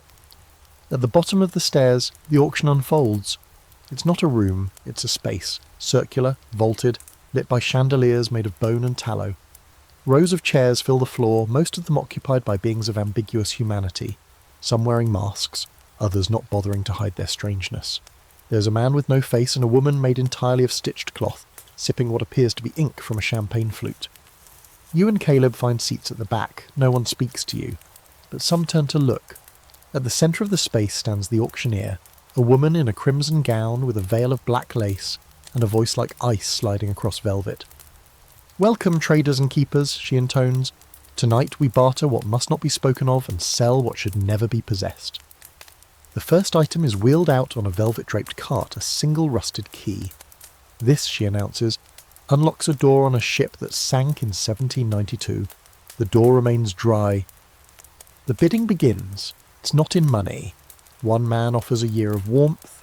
Another offers the laughter of his firstborn. A masked creature hisses an offer you can't understand, but the candle nearest him flickers and dies. The key goes to the man who gave up the taste of strawberries.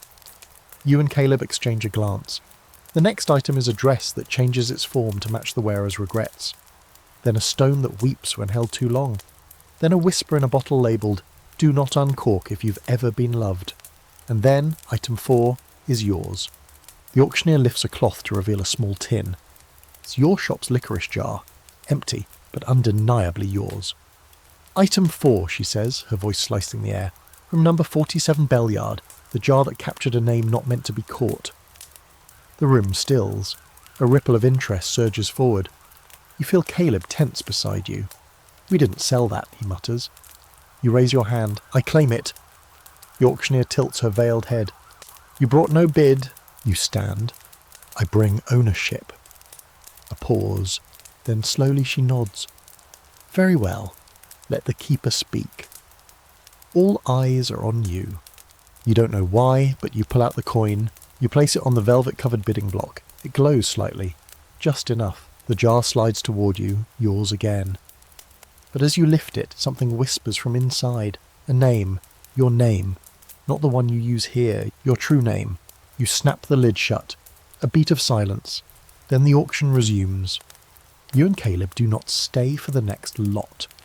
You return to the shop through a different door, one that smells like old chalk and honey. You lock everything behind you. You place the jar back on its shelf, and in the ledger you write, "Entry 5, retrieval, licorice jar recovered, contained, name, cost coin." The coin is gone now, but you're still here. Barely.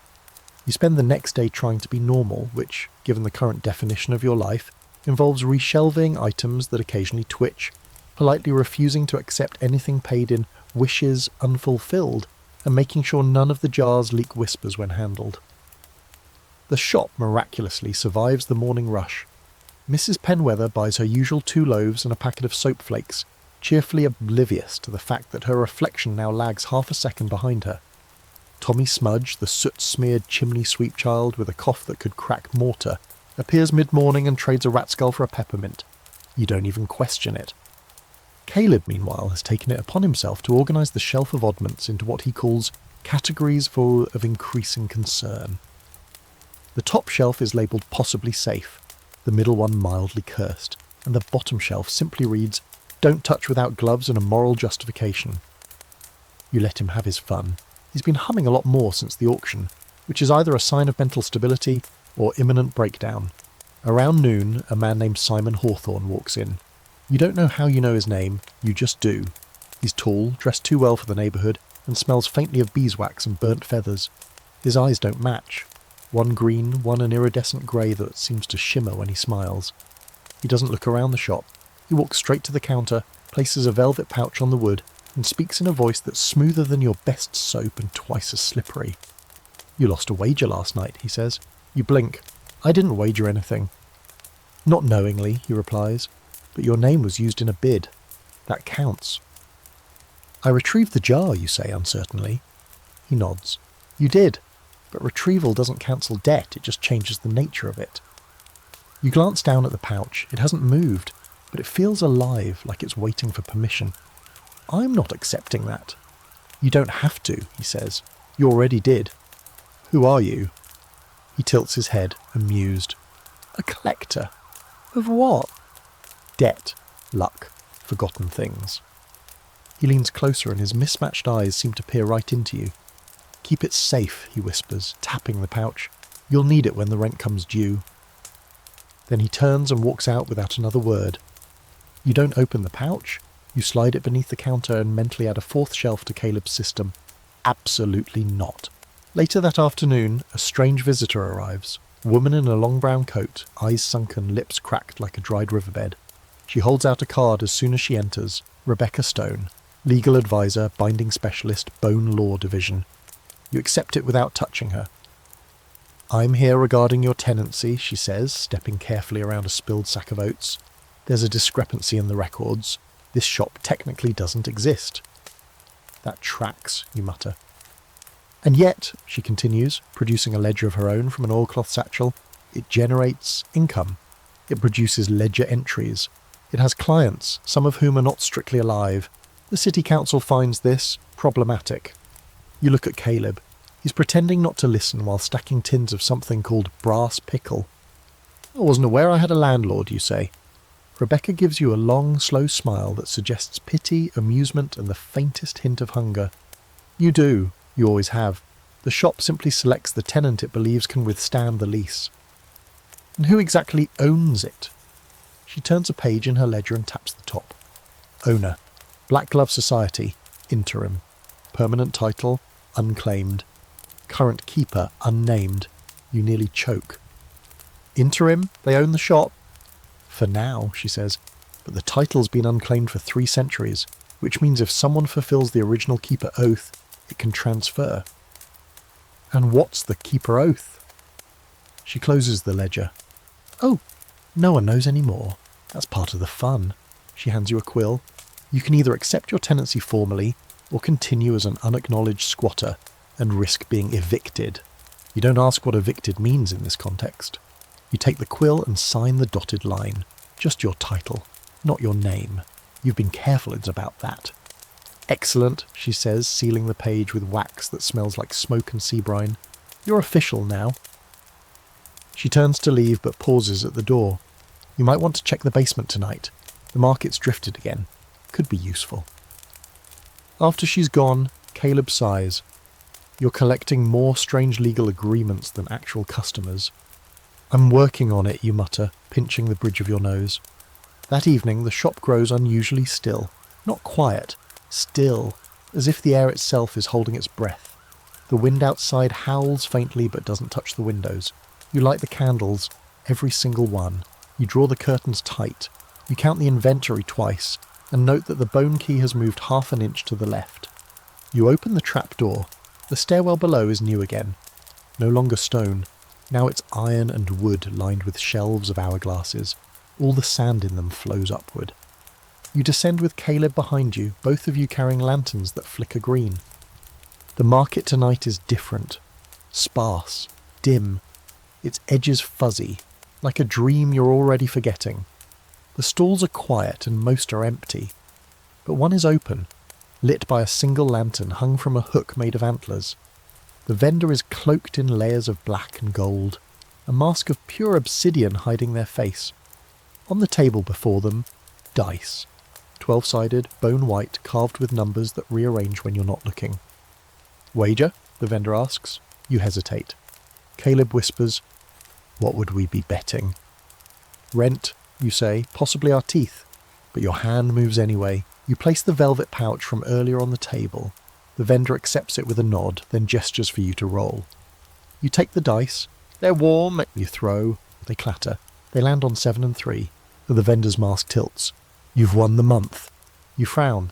The month of what? The month. He hands you a slip of parchment.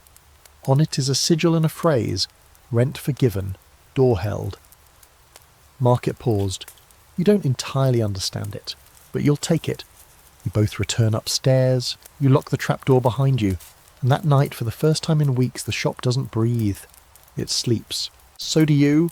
The shop wakes before you do. By the time your boots hit the floor and your eyes squint against the early morning gloom, the shelves have already rearranged themselves slightly, just enough to make you suspicious. The possibly safe section now includes an extra jar you don't remember stocking, filled with dried rose petals, or what look like rose petals until you notice they're curling inward, as if listening. The ledger is already open on the counter, its last line glowing faintly. Rent forgiven. Door held. Market paused. You run a hand through your hair and exhale. 1 crisis down, 17 probably waiting in the wings. The day begins without fanfare, which in your world is a red flag. The bell jingles politely. Customers drift in. Tommy Smudge arrives with soot in his ears and a wild grin, buying barley sugar with a coin you swear just winked at you. Mrs. Leontine returns for another jar of Parlour Blend No. 3 and casually inquires if you carry embalming salts. You pretend to check the shelf, then fake an apologetic shrug. She smiles and tells you, next week, then, as if ordering fresh eggs. Everything feels still, not peaceful, poised. Caleb senses it too. He's cleaning the scale, humming tunelessly again, and keeps glancing at the floor like it might erupt in tentacles or judgment. Something's coming, he mutters around noon, unwrapping a licorice twist. Too much quiet. You're about to agree when the bell jingles again, but it doesn't sound right. It's slower, deeper, like it's ringing underwater or inside a dream. You both freeze. The door creaks open. A man steps in. You recognise him immediately. He's wearing black gloves, not leather, not fabric, not anything you can name. They glint like polished obsidian and flex like tendon.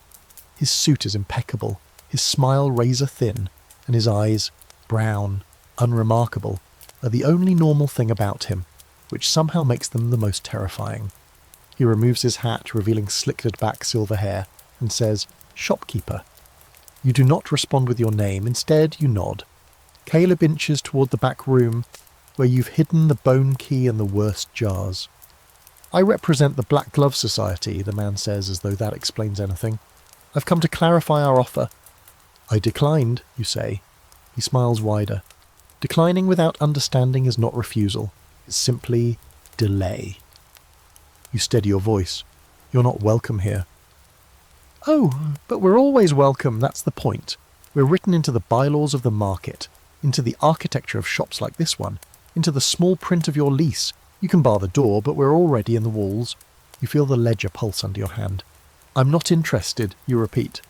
He looks around your shelves with practiced disdain, running one gloved finger along a jar of unspecified powder and flicking it disdainfully. "Charming inventory," he says, "but temporary, fleeting. You're still living hand to mouth, crisis to crisis, a keeper with potential but no protection." "You mean no control?" you say. He shrugs. "Control is an illusion, but authority can be shared." You fold your arms. "What do you actually want?" His smile fades. "We want access, once per quarter, midnight to dawn. We don't touch the till, we don't harm your stock, we simply pass through. In return, your shelves will never empty, your rent will never rise, you'll be invisible to inspectors, both mortal and otherwise." You glance at Caleb, his hands on the broom, not that it would help much. "What's the catch?" you ask. He gestures gracefully. "None." You raise an eyebrow. "Well," he amends, "we do ask for one small favour. A courtesy, really. That when the time comes, and the shop chooses again, you guide the next keeper toward us." "You want me to recruit my replacement?" "Exactly. A gentle nudge, a recommendation." You shake your head. "Not happening," he sighs. "Stubborn, admirable." He reaches into his coat and pulls out a business card. Black, as always. But this one is different. It doesn't shimmer. It pulses. It has weight. He sets it on the counter with a practiced flick. "If you change your mind," he says, "burn this. We'll come." He tips his hat, turns and walks out. The bell rings once, then the sound dissolves, like sugar in hot water. You and Caleb stare at the card, and it lies there innocently. No smoke, no movement, just waiting. You place it gently in a drawer labelled "Absolutely Not," lock it, and tuck the key into your pocket. The rest of the day goes on, but the air feels charged. The shop watches you. The jars seem more alert. Even the floorboards creak more thoughtfully. Caleb doesn't hum again. That night, long after the shutters are drawn and the candlelight turns golden with exhaustion, you take out the ledger and write. Entry 6. Visit, Black Glove Representative. Offer restated. Declined. Beneath it, the ink shifts of its own accord and adds, Card received. Influence pending. You sigh and put down the pen. Then, because you've officially lost all sense of good judgment, you unlock the back room. The door has changed again. This time it's iron with rivets like eyes. The key fits easily. You open it. There's no stairwell tonight, no market, just a corridor of doors, hundreds of them, each one slightly ajar, each one glowing faintly from within, each one breathing in sync with the others, like lungs in a machine built for dreaming. You take one step inside. The ledger glows softly in your coat pocket. You whisper, "Not yet." You close the door, and for once the shop doesn't resist. The sickness arrives 3 days later, slipping in beneath the shop door like fog, like a whisper, like guilt. You don't notice it at first. The city always coughs this time of year.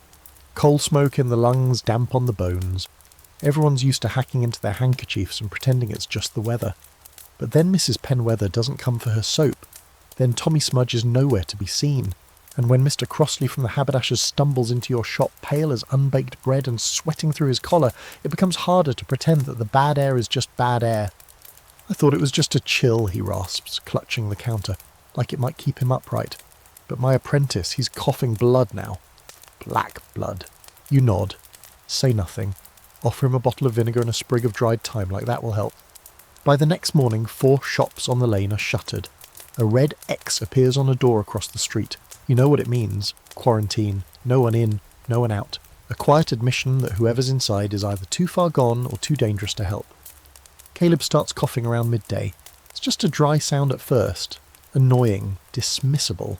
He waves it off with a smile and a joke about dusty licorice. You stop stocking the licorice. The fog outside thickens, and not in the poetic gas lamp glowing way. This fog clings to clothes, follows people indoors. It smells faintly of copper and wet rope. It pools around the gutters and doesn't move when carriages pass. Then the inspector returns. Grieves. He enters without knocking, moving like he's carrying the weight of 1,000 sealed ledgers on his shoulders. His gloves are off this time, and his hands are cracked and red. His eyes scan the shop with grim precision. "It's cholera," he says. "Or it was." You frown. Meaning? "Meaning it started as cholera. Now it's something else." He doesn't elaborate, and you don't press. "There's a market cure," he says instead, "but it comes with a cost." "Of course it does." He pulls a folded scrap of parchment from his coat and slides it across the counter. "You'll need this to access the quarantine gate." "Quarantine gate?" He gives you a tired look. "There's a market beneath the sickbeds now, temporary, makeshift, selling things they shouldn't. But they've got what you need. If you want to keep the boy alive, you'll go." You look toward the back where Caleb is curled on a crate beneath a blanket that smells of cloves and wool. He's pale, breathing shallow. You hate how small he looks. You take the parchment, you light a candle. The flame turns silver. The back room opens. This time the door leads into a corridor of scaffolding suspended over a chasm. Beneath it, rows of beds stretch into darkness. Metal frames, thin sheets, bodies twitching and murmuring in fever dreams. Nurses with blank masks move between them, carrying bowls of ink and strips of parchment instead of bandages. The air smells like iodine and candle wax. Somewhere in the distance, a child screams in a language you don't recognize. You follow the scaffolding to a booth marked with a skull etched into the wood. Not a symbol, but an actual etching that appears to breathe when you get close. The vendor is waiting. She's small, bent, wrapped in layers of shawls and veils. Only her hands are visible, and they're covered in ink stains and small twitching rings. On the table before her are 3 vials, one red, one blue, one clear. "For the fever," she says, gesturing to the red. "For the lungs," she adds, touching the blue. "For the rest," she finishes, placing a finger atop the clear one. You reach for your coin pouch.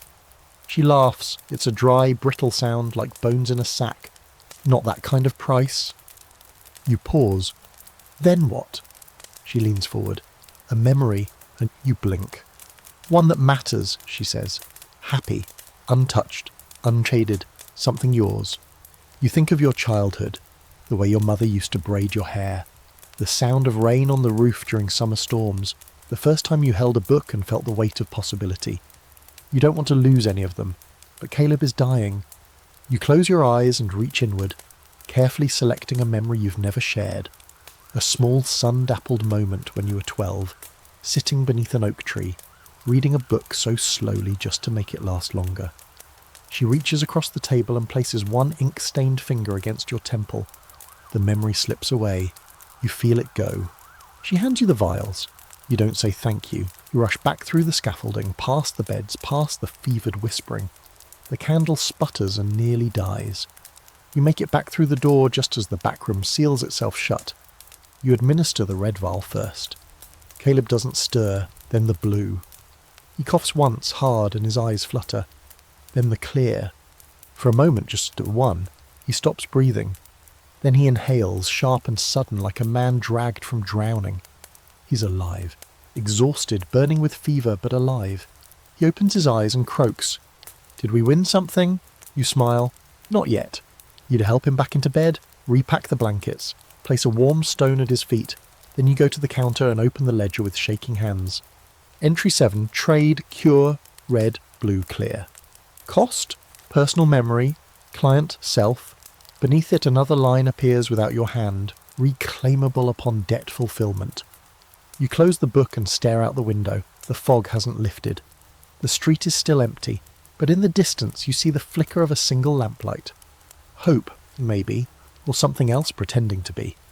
You decide to modernise the shop on a Thursday, possibly because Caleb is well enough to complain again, or because the shelves keep shifting when you're not looking, and you're desperate for a distraction.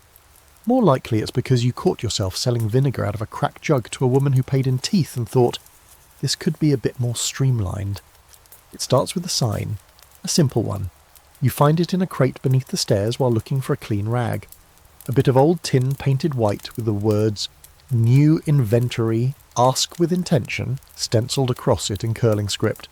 You wipe off the dust and hang it by the door. Caleb squints at it. Ask with intention? He echoes. They're going to help the locals understand what a biscuit is? You shrug. I'm trying a more curated model. The first proper update is the gaslight sign. You barter for it in the market that night, trading a half-broken music box and a whisper someone left in a jar 2 weeks ago. The vendor is a grinning woman with silver teeth and a fox's tail stitched to the back of her coat. She assures you the sign is flame-safe and only moderately haunted. You hang it above the shop window. It flickers between messages. Flour. Candles. Notions. Other. Occasionally it shows your reflection blinking one too many times. You ignore that. Next you attempt organisation. Real categories. You take a full day to separate your stock into sections, pantry, apothecary, oddments and unsorted curiosities, which is code for, I'm afraid to open this box, but I legally have to sell what's inside it. Caleb, newly recovered and suspiciously cheerful, labels everything with handwritten tags that gradually devolve into sarcasm by late afternoon. One reads, probably just string, 50% certainty. Another, don't touch unless you can explain the smell. Things run smoothly. For about 5 hours. Then the locals revolt. It starts with Widow Penwether, who marches in demanding the proper soap, which used to sit behind the counter, stacked in uneven bundles, unlabelled and vaguely damp. You explain the new layout. She squints at the neatly arranged shelves like they have insulted her directly. I don't trust things in rows, she says, too smug. Later, Mr. Crick from the greengrocer's walks in, sniffs the air and frowns. You've removed the smell, he accuses. The mildew? No, the atmosphere. Smelled like history in here, and boiled ham. Now it's all citrus, and we know what we're doing. Then a child, possibly one of the nameless pack that roams the neighbourhood, asks where the toffee is. You show him the new sweets cabinet, clean jars, labels, even a small brass scoop. He starts crying. It's too fancy, he wails. The old toffee was sticky and stuck to my teeth for days. He runs out, leaving a trail of hard-earned tears and social commentary. By evening, 5 regulars have come in, grumbled, and left without buying anything. One muttered something about curses, another hissed audibly. We're pretty sure someone spat in your coal bin. Caleb watches the chaos from behind a crate of iron nails and says, if they burn us out, do we get insurance? You rub your eyes. Define insurance. Something that keeps the glove from taking the walls. Then no. By closing time, you've already pulled the gaslight sign and reshelved half the stock in the usual vague and unsettling order. The jar labelled unsorted curiosities now sits dead centre on the counter like a warning. You slump onto the stool behind the counter, the ledger open but blank. Caleb sets down a tray with 2 chipped mugs of tea and a biscuit that looks like it lost a fight with time itself. You tried, he offers. I made everything worse. No, you made it tidy. They don't like tidy. Tidiness reminds people of the future. You sigh. It was supposed to be an improvement. You made the shop less haunted, in a neighbourhood that likes being haunted. You sip the tea. It tastes like defeat and slightly burned time. Then the bell rings. It's not a customer this time. It's a man in tweed, glasses perched on the end of his nose, hair perfectly combed. He's holding a notebook and a pencil, and you instinctively know he's not from around here. Are you the proprietor? He asks, peering over his glasses. You nod, too tired to lie. Wonderful! I'm from the Guild of Practical Traders. We're conducting a survey on legacy establishments. Yours is unique. Caleb snorts behind a crate.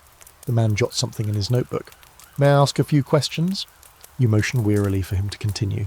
How long have you been in operation? You hesitate. This week, or in general? He frowns. Do you operate across multiple timelines? You pause again. Not officially. He nods like that's reasonable. Do you offer intangible goods? Define intangible. Hope, secrets, possibility. You glance at your jar shelf. Occasionally. He scribbles notes. Final question, he says. Are you registered with any trade consortia? Guild? Society? Or you think of the glove. You think of the black market. You think of Rebecca Stone's parchment and the bone key still humming gently in the drawer. No, you say. Not anymore. He looks impressed. Brave, he murmurs. And foolish. Good luck.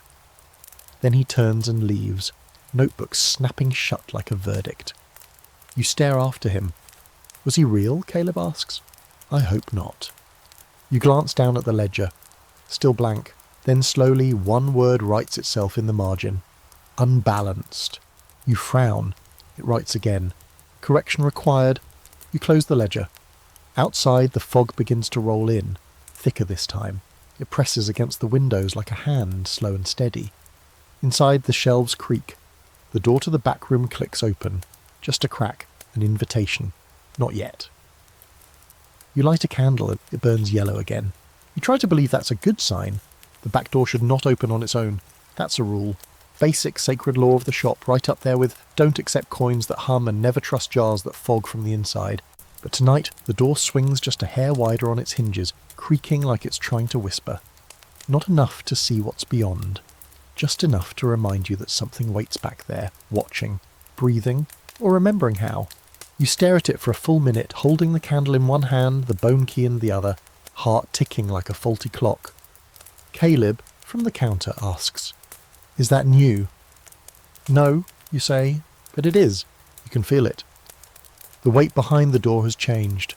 The air leaking through the crack is warm, damp, and carries the faintest scent of lavender and rust.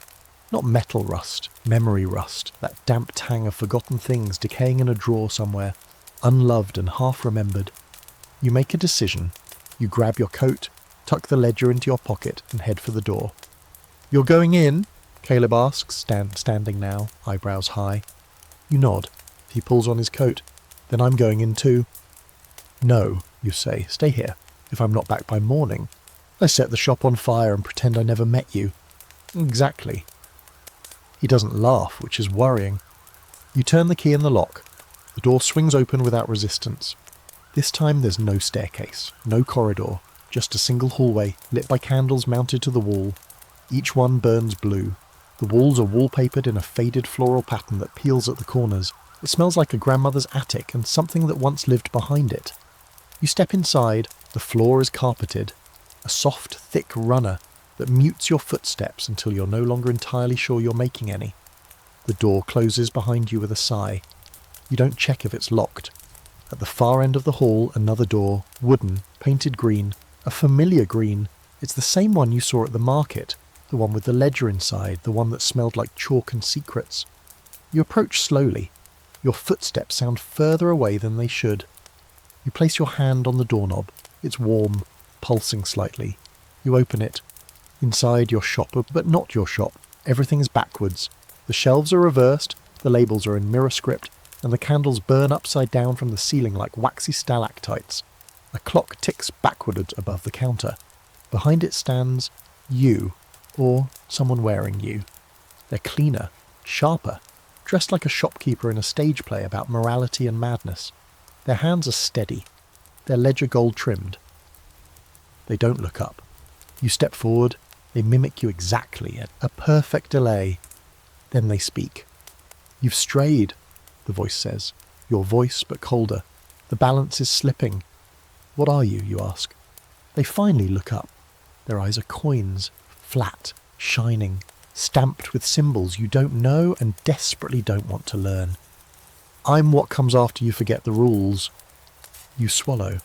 "What do you want?" They smile. "To correct your course, to protect the threshold, to remind you what this place is." You glance at the shelves. They're filled with things you don't sell. Tears in jars, screams stitched into handkerchiefs, a mouse that blinks once every 10 seconds and never blinks again. "I didn't put these here." "But you will, or something will in your absence. The shop doesn't wait, keeper. If you leave the ledger unguarded, others write in it." You feel the weight in your pocket. You pull it out. The cover is changing, shifting from your modest brown leather to something slicker, glossier, black and gold. "No," you say. You grip the ledger hard and whisper your name, not aloud, not in full, just enough to mark it. The cover reverts, for now. The other you tilts its head. Still loyal then. Still naive. "I'm just tired." That too. You back away. The candles flare as you reach the door. "Come back when you're ready to give in," it says. "The shop will still be here. I will still be here." You shut the door behind you and sprint back through the hallway, ignoring the way the floral wallpaper starts bleeding as you pass. The candles dim. The floor softens like sponge. You reach the original door and fling it open. The shop welcomes you like a gulp of cold water. The bell rings softly. Caleb stands with a broom in hand and an open jar in the other. "Did you just disappear for 27 minutes? "Approximately. I dusted one shelf and the flour sack tried to bite me." You light a candle. It burns yellow. Good. The door behind you creaks once and locks itself. You write in the ledger, hand still trembling, entry 8. Encounter. Mirror shop. Inversion accessed. False self encountered. Ledger defended. The ink dries fast. The page quivers. Beneath it a new line appears. Threshold integrity weakened. Identity tether strained. You close the book. You look at the shelves. The licorice jar has refilled itself. You don't remember that happening. But the twists are shaped like spirals now. You step back. One of them pulses gently. You add a new sign to the shelf. "Do not eat. Unless you're sure." You're you. You don't sleep that night, sir. Not really. You close your eyes, yes, and you lie in the lumpy bed upstairs that smells of old pine and distant mould, but your mind spins like a coin on a tabletop, teetering, never landing. That thing behind the green door, you but not you, still lingers behind your eyelids every time you blink. Its ledger, its perfect shelves, those coin-stamped eyes. You feel it watching, not through windows or cracks in the floorboards, but through mirrors, through glass jars, through the glinting curve of a copper spoon. You cover the shop's mirror at dawn, just to be safe. Caleb's already up when you shuffle into the shop wearing one of your coats and sweeping crumbs out the door with the air of someone who survived the plague and is now choosing violence. He glances at you, doesn't comment on your sleepless state, and simply offers you a mug of something warm and alarming. You sip it and suspect it contains tea, vinegar, and maybe a trace of mustard. "New rule," you say hoarsely. "We don't talk to our reflections." "Didn't plan to," he replies. "Mine smirked at me last week. I've never forgiven it." The morning begins with a package. No bell, no footsteps. Just a small parcel wrapped in waxed paper sitting on the counter when you return from the storeroom. Caleb swears he didn't see anyone come in. There's no address, no note, just a red string tied neatly in a bow. You unwrap it slowly. Inside, teeth. 6 human teeth, small and even, wrapped in a velvet cloth the colour of dried blood. Baby teeth, probably. Polished. Still warm. You and Caleb stare at them for a long time. "Payment?" he asks eventually. "Maybe," you say, or a warning. You check the ledger, half expecting a new entry to have written itself, but the last line remains the one you penned the night before. You consider starting a new page. You hesitate. Instead, you put the teeth in a tin marked unclaimed currency and slide it onto the top shelf. At midday, a woman enters, tall, with hair the colour of storm clouds and a cloak stitched from dozens of overlapping feathers. She doesn't introduce herself, she doesn't speak at all. She moves through the shop like she owns it, touching shelves without leaving fingerprints, inspecting jars that haven't been opened in decades. Then she stops at the corner where the broom is kept. She pulls something from her sleeve. It's one of your labels, not the sarcastic ones, the real ones. The kind you use to catalogue items for the market, written in ink that fades in sunlight and occasionally rearranges itself. She pins it to the wall with a bone needle, turns, and leaves. You read it after she's gone. Inventory holds, identity phrase, anchor before drift. You pin it back up with shaking fingers. You don't understand the full meaning, but the weight of it sits heavy in your chest, like a stone dropped into still water. That evening, you finally find the courage to explore the mysterious back room that's always been part of the shop but never made much sense. The room that technically should just hold a few spare crates of flour and an extra vinegar barrel, but lately has been humming faintly at night and changing shape when you're not paying attention. You light a lantern, bring the ledger, and unlock the door. It swings open to reveal shelves. Dozens of them, all filled with things that aren't yours. One shelf holds nothing but combs, wooden, metal, ivory, each labelled with a name and a date. Another displays bottles of rainwater from places that no longer exist. You see a drawer marked "Things Forgotten by Those Who Never Left." You don't open it. Instead, you turn to the largest cabinet in the room, a tall, glass-fronted case with a rusted latch. Inside, on a velvet cushion, sits a single glove. Black, right-handed, seamless. Your mouth goes dry. You've seen this glove before. You know who it belongs to. There's a tag hanging from the inside of the glass. Partial claim, awaiting match. You back away slowly. You lock the case. You leave the room. You tell yourself it's just an object, just a relic. Just one more weird thing in a shop built on contradictions. But that glove, it pulsed. Not with heat, not with magic, but with recognition. The bell rings just after sunset. A man enters. Middle-aged, pinched face, beard like steel wool, eyes that look through you instead of at you. He removes his hat and holds it to his chest. "I'm here for the reckoning," he says. You blink. The reckoning?" he repeats, annoyed. "I was promised. Said the shop owes me, that it's time." You check the ledger, no mention. "I think you have the wrong place." His eyes narrow. "This is number 47 Bell Yard, is it not?" "It is." "Then I'm right where I belong." He pulls a slip of paper from his coat and unfolds it. It's a receipt. Faded, scorched at the edges, but unmistakable. Your shop's mark, your seal, a transaction from 1842. Payment, one truth. Item, escape balance to be collected. "I'm here to settle," he says. You glance at the ledger. A new line writes itself. Entry 9, collection, balance due. Client, unknown. You inhale slowly. And what was the truth? He shrugs. That I would never come back. You nod. And then, without a word, you reach under the counter and retrieve a jar. Not one you remember preparing. Not one you've ever seen. It's labelled return. You hand it to him. He nods once, turns, leaves. As the door closes behind him, the jar begins to glow. The ledger flips to a fresh page. You stare down at it. Another line writes itself. Ledger aware. Memory thread restored. You don't know what that means, not yet, but you suspect the shop does, and it's keeping count. The widow returns at dawn. She steps through the door like she's walking back into a memory she never quite forgave. Her shawl is heavier this time, blacker, trailing behind her like smoke off a snuffed candle. She doesn't acknowledge you at first, just moves through the shop as if each shelf is a person she once knew, eyes scanning labels and corners and the ceiling beams that creak with their own agenda.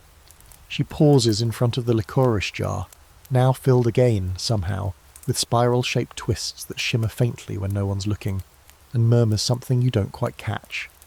You say nothing. She turns. "Do you know who owned this shop before you?" she asks. You think about lying, then realise that might be impossible in her presence. Something about her burns away falsehood, like lie to cloth. Only fragments, you admit. Mostly warnings. She nods. That's more than most. Most just try to survive the paperwork. She steps closer.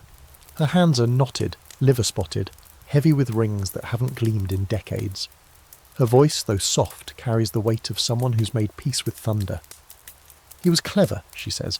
Talked fast, smiled faster. Everyone liked him, but the shop didn't. Not really. You wait. He tried to cheat it, she continues. Found a loophole in the ledger. Something about reversing entries, rewriting names. For a while it worked. Sales were brilliant. Customers couldn't stop arriving. But the ledger noticed. And the shop doesn't like being fooled. You glance at the counter, where the ledger now sits quietly. Closed for the moment. Still. What happened to him? You ask. She shrugs.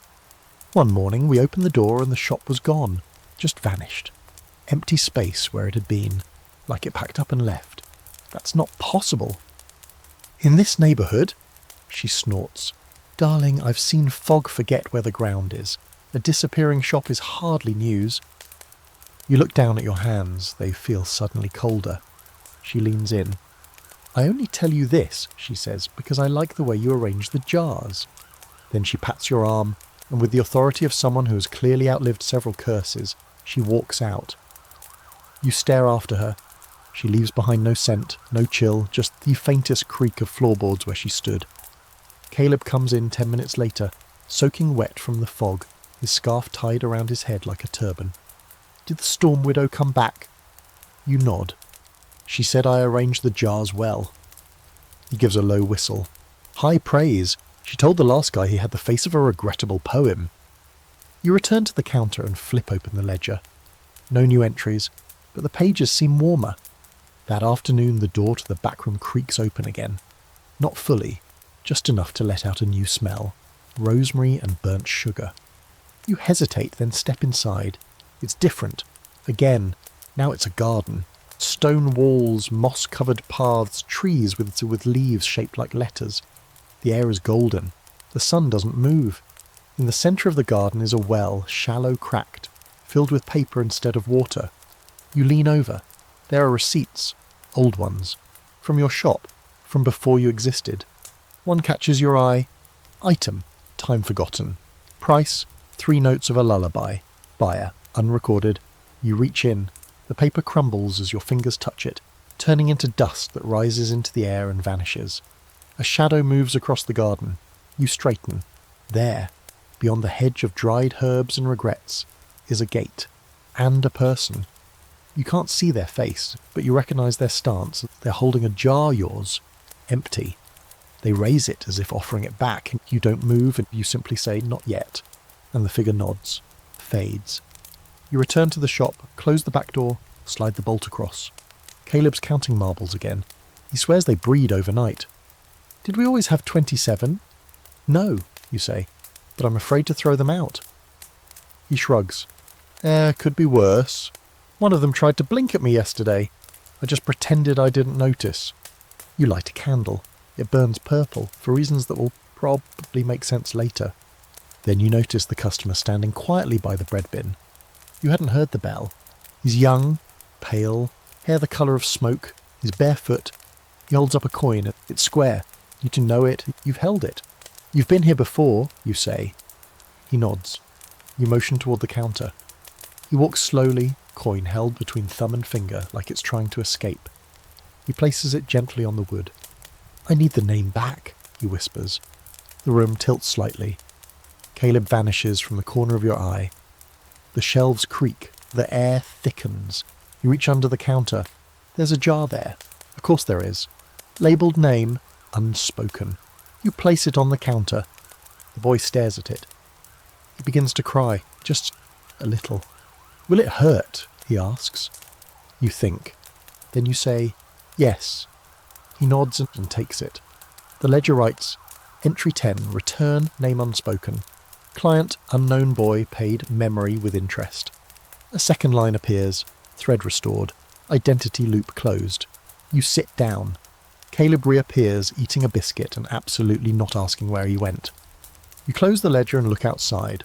The fog is gone. The street is clean. The shop exhales. So do you.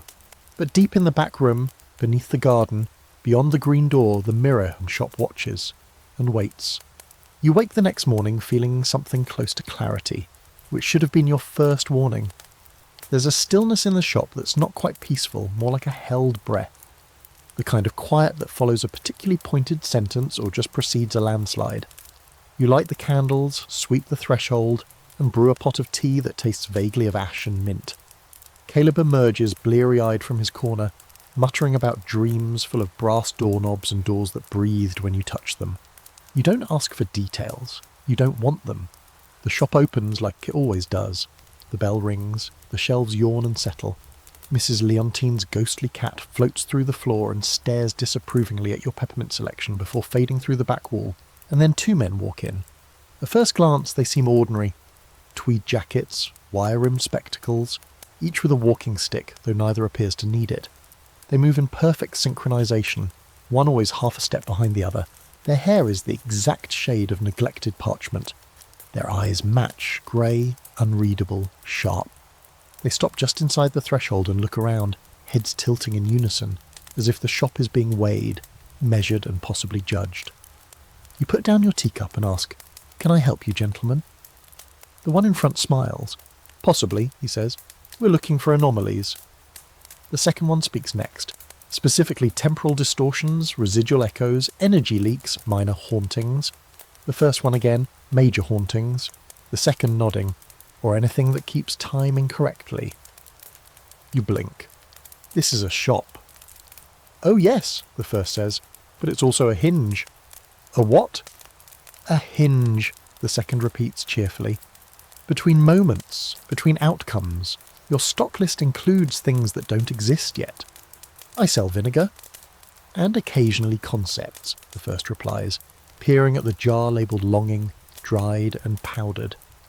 The two begin to wander through the shop, poking gently at shelves, holding strange brass instruments that click and whir and produce small puffs of lavender-coloured smoke.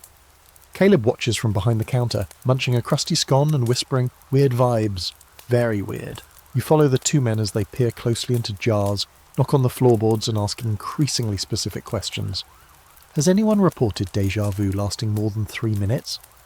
Have any customers insisted they're still asleep? Have you personally witnessed your shadow detach, however briefly? You say no to all three, though the last one gives you pause. They take notes in matching books bound in red leather. No names, no seals, just a blank gold circle on each cover.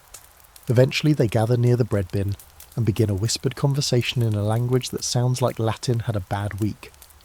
Then they turn back to you. "We believe your shop may be contributing to a time ripple," the first says. "A small one," the second adds, "localized, unstable, likely harmless, but unusual." "Time doesn't ripple," you say. "It cracks, or stretches, or folds." "Precisely," says the first. "And this shop," continues the second, "seems to encourage all three." They hand you a card, not black, thankfully. This one is a soft cream, embossed with gold. Office of Temporal Stability, Division 9C, Minor Leaks and Shop-Based Phenomena. Inquiries always welcome. "We'll be back," the first says. "With questions," the second adds, "and possibly equipment." Then they tip their hats and leave. You stare at the card. Caleb sidles up beside you. "That was weird. Even for here? Even for here." You tuck the card into the ledger, which ruffles its pages like it's sneezing. Then, just as you're starting to feel like things might slow down, the bell rings again, and someone else walks in. This one's not strange, not magical, not fog-wrapped or mask-faced. She's just a woman, ordinary, tired, mid-30s, maybe. A long coat, boots with scuffed toes, and a look in her eyes like she hasn't had a full night's sleep since the last comet passed. She approaches the counter. "I need something," she says, voice hoarse. You wait. "Something that makes me feel like I'm still here." You nod, walk behind the counter, and after a moment's consideration, you pull down a jar labelled Presence Distilled. You scoop a single teaspoon into a paper sachet. It shimmers faintly. She watches, silent. "Brew it in silence," you say. "Drink it with the lights off, and don't check the mirror for at least an hour." She nods once and places a silver coin on the counter. Real silver, heavy, cold, She leaves. You open the ledger. Entry 11. Trade. Distilled presents. Paid in silver. No embellishment, no side note, just a trade, a real one. You feel the shop settle, just for a moment. Then the back room groans. You go in, candle in hand, and find a single item sitting on the central table. A teacup. Plain, chipped, stained at the rim. Inside it, a small ticking gear. You don't remember putting it there, but it's warm. And the gear ticks backward. You put the teacup on a high shelf and pretend you didn't see the gear inside moving counterclockwise. Caleb tries to balance a jar of copper buttons on top of it, and you practically slap his hand away. Don't touch the backward ticking T, you say, and he wisely doesn't ask. The shop creaks in agreement. Things grow stranger after that. At first, it's small. The hour on the clock behind the counter changes twice in the same minute. A customer walks in, buys a loaf of stale rye, and then walks in again 5 minutes later, asking for the same loaf. You glance toward the floorboards and feel the subtle shifting that happens when time forgets to behave like a straight line. Caleb tries to ring up a sale and finds the till full of coins that haven't been minted yet. You don't recognise the monarch. You're not sure there is a monarch anymore. You write an entry. Entry 12. Temporal irregularities increase, time behaving erratically. Shop still functional. You underline still functional 3 times. That night you head into the back room again. You've started checking it compulsively, like a child checking the closet for monsters, or a priest checking the church for demons that look too familiar. It always changes. Tonight it's a library. Tall shelves stretch upward into a ceiling that swirls with slow-moving stars. The floor is velvet. The air smells like chalk and warmed ink. As you step inside, you realise none of the books have titles, just dates. You pull one down, March 3rd, 1847. It hums in your hands the way a kettle hums when it's just about to whistle. You flip through it. The pages are blank. You pull another. Tomorrow. Same. You take a third, today, and inside everything, your conversation with Caleb that morning, the widow's soft chuckle, the coin from the tired woman, the tick of the gear in the teacup, all of it recorded in spidery handwriting that doesn't match your own but feels like it should. You tuck it under your arm, and then from deep in the library you hear a voice, faint, childlike, and singing. You can't make out the words, only the rhythm soft, looping, like a lullaby on the edge of memory. You move toward it slowly, the book clutched to your chest, and you see him. The boy from before, the one who returned to claim his name. He stands in the space between 2 shelves, holding a lantern made from bones and string. He sings softly, mouth barely moving, feet hovering an inch above the velvet floor. You stop. He stops too. "I gave it back," he says. You nod. "You did." "But it didn't leave," he whispers. "It just changed shape." He opens his hand. Inside is a coin. Square, like the one he first paid with, but now it glows. "Do you want to come back?" you ask. He tilts his head. "I don't know if I ever left." Then he's gone. The air folds around where he stood. The stars in the ceiling above shift slightly. You feel the shop pulling at you urgently now. You leave the library, you lock the back room. You try not to think about what it means that it let you in so easily. When you return to the counter, you find Caleb asleep beside a stack of inventory lists that haven't stopped reordering themselves. One moment, top item is barley sugar. The next, gravity, 3.5 ounces, unstable. You don't wake him. Instead, you write in the ledger. Entry 13, library room accessed. Chrono books located. Subject re-encountered. Timeline unclear. The shop grows quiet, and then, around midnight, the window cracks. Not breaks. Cracks. A single line through the glass, thin and jagged like a spider's thread or a tear in the world. You step outside, the fog is back, but this time it's not moving. It just sits. And at the far end of the street there's someone watching, and you can't see their face, but they raise one hand in greeting. You raise yours back, then they vanish. And the fog thins. You go back inside, and the crack in the window seals itself. You write nothing. You sleep badly. When morning comes, the first customer is a man who buys 3 candles and asks if you've seen his brother. You ask what he looks like. He says, "Like me, but further away."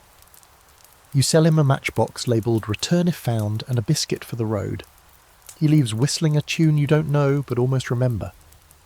Later, Caleb finds something tucked under the counter. a folded scrap of paper. It reads, "If the gear ticks backward, you're already inside." He shows it to you. You don't react, but deep inside your coat pocket, the book you took from the library flutters. And on the page labelled "Tonight," a new entry appears. They begin to understand. You don't know who they are, but you're starting to suspect you're one of them.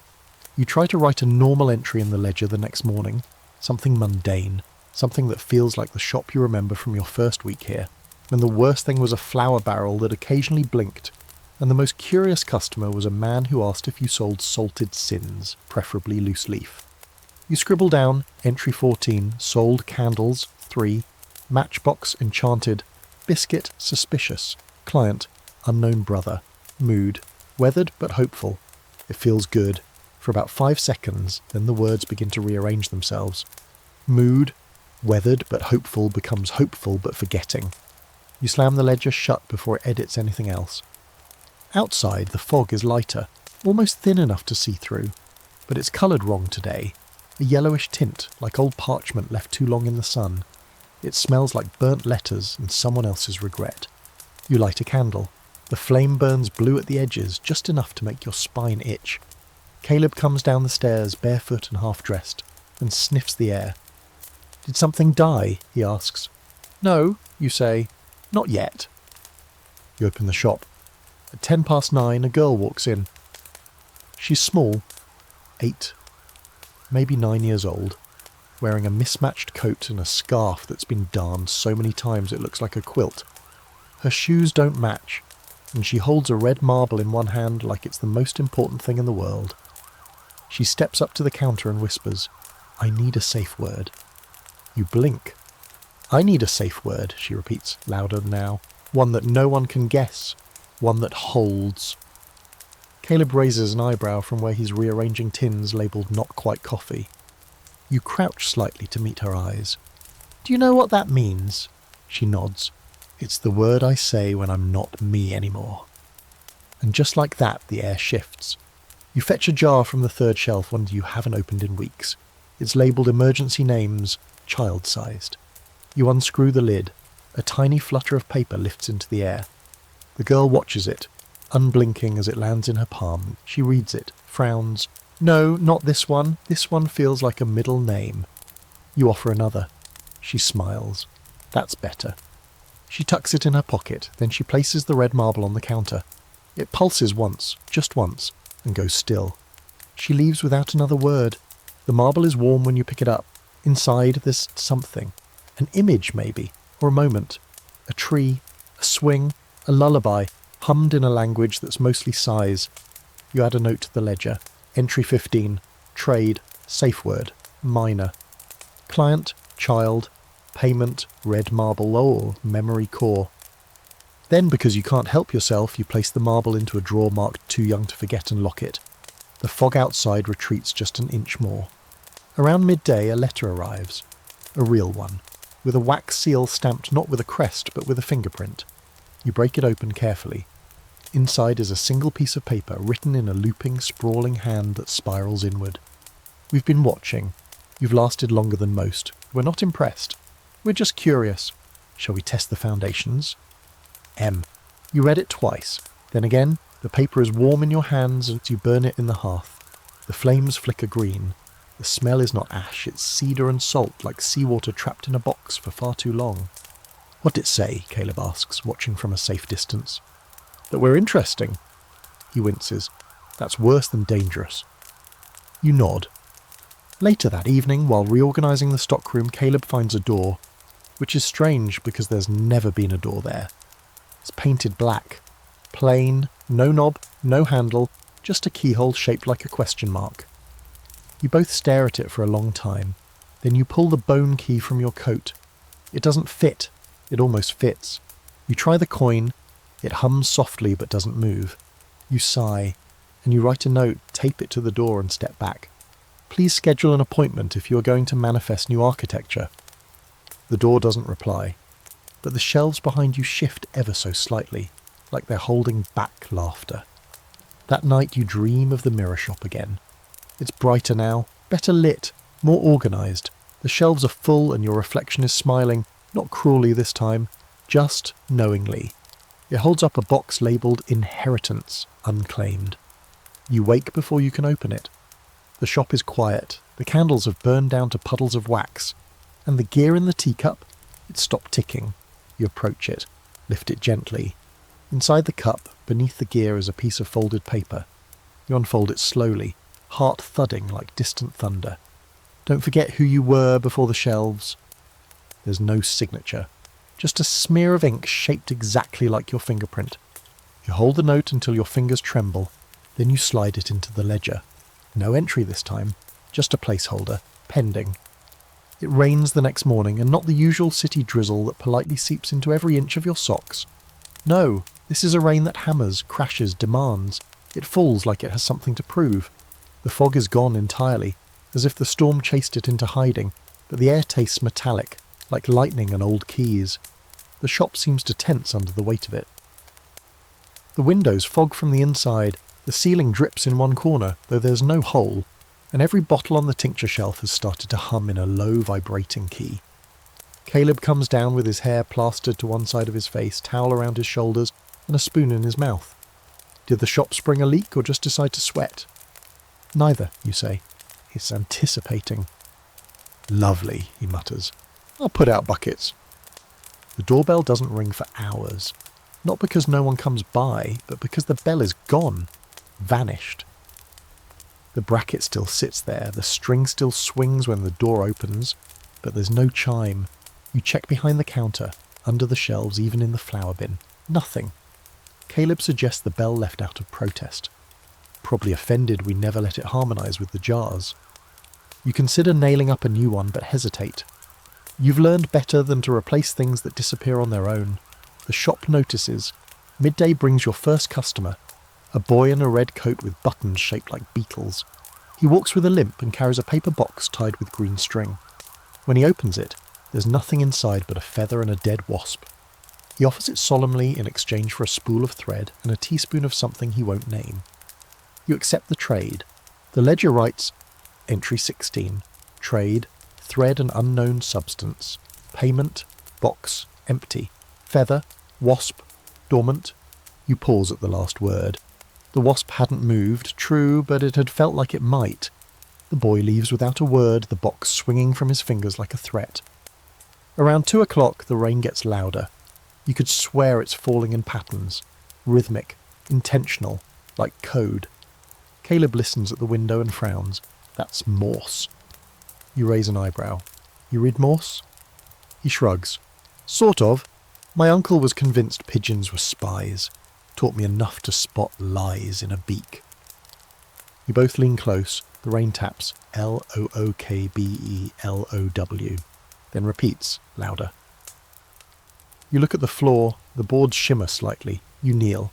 Knock. One board thuds hollow. It's the same spot where you found the ledger your second week here. The one you didn't technically open until it opened itself. You pry the board up. Beneath it is a compartment. Inside, a key. Not the bone key, not brass or silver. This one is clear, glass or crystal, smooth and cold. It's wrapped in a piece of cloth that smells like lilacs and ozone. A tag is tied to it, for when the shop chooses. You show it to Caleb. He stares at it like it might sprout legs. Has the shop not chosen, he asks. I don't know, you admit. Maybe it's just testing. That's worse. You place the key inside the glass jar labelled Reserved Options. The rain quiets. You light a candle. The flame is red. You don't know what that means. That night, after closing, you walk the aisles like a priest walking a church he no longer believes in. The shelves breathe softly. The jars shift in the corner of your vision. The floor creaks like it's considering telling you a secret it hasn't told anyone in a century. You whisper, I'm still here. And something somewhere whispers back, not words, just acknowledgement. You decide to write. Not in the ledger this time, but on a scrap of parchment torn from the back of a receipt book. You write down every rule you've learned. Don't open jars you didn't close. Don't light a candle if it's already burning. Don't sell anything labelled yours. Don't feed the marbles. Don't answer questions from voices behind curtains. Don't accept apologies. Don't forget who you were. You tack the list to the inside of the counter. Caleb reads it, nods and adds a new one. If you're already inside, stop trying to leave. You don't ask what he means. You're afraid you already know. The final visitor of the night arrives after the candles have been snuffed, when you're halfway through sweeping and Caleb is muttering to a broom that keeps trying to escape into the alley.